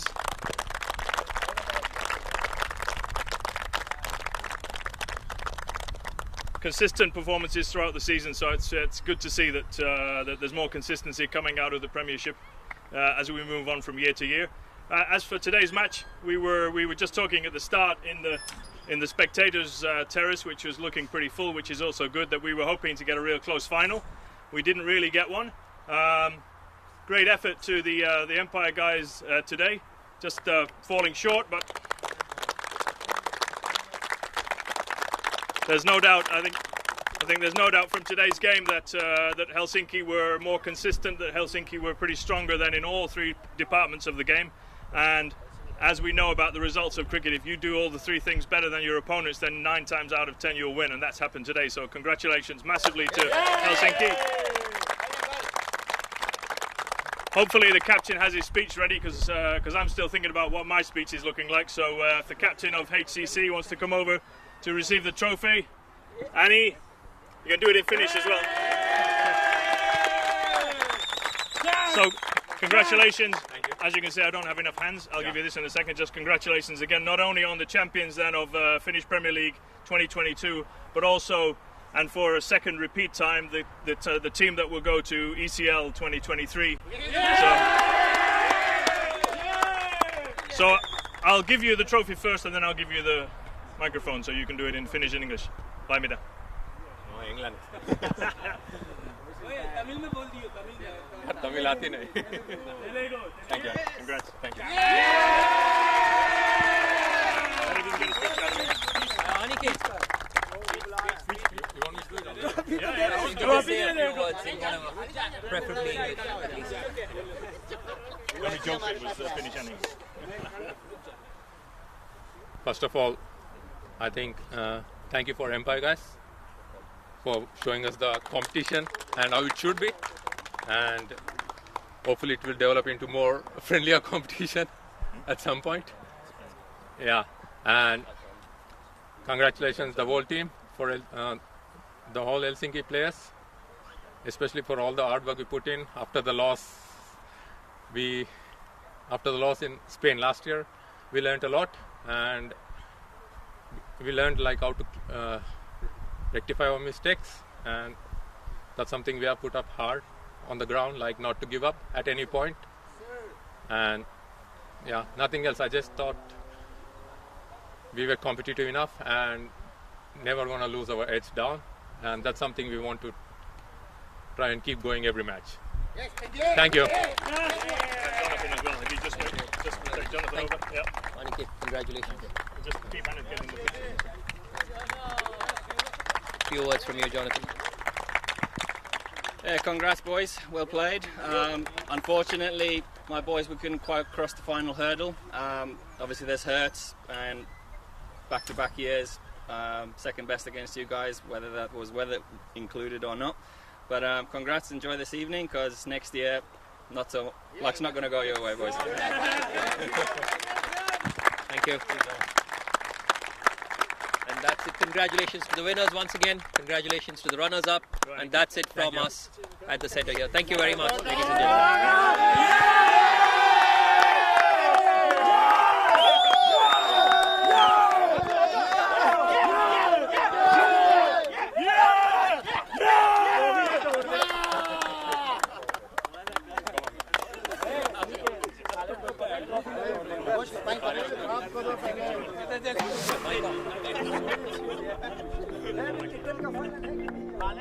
Vale,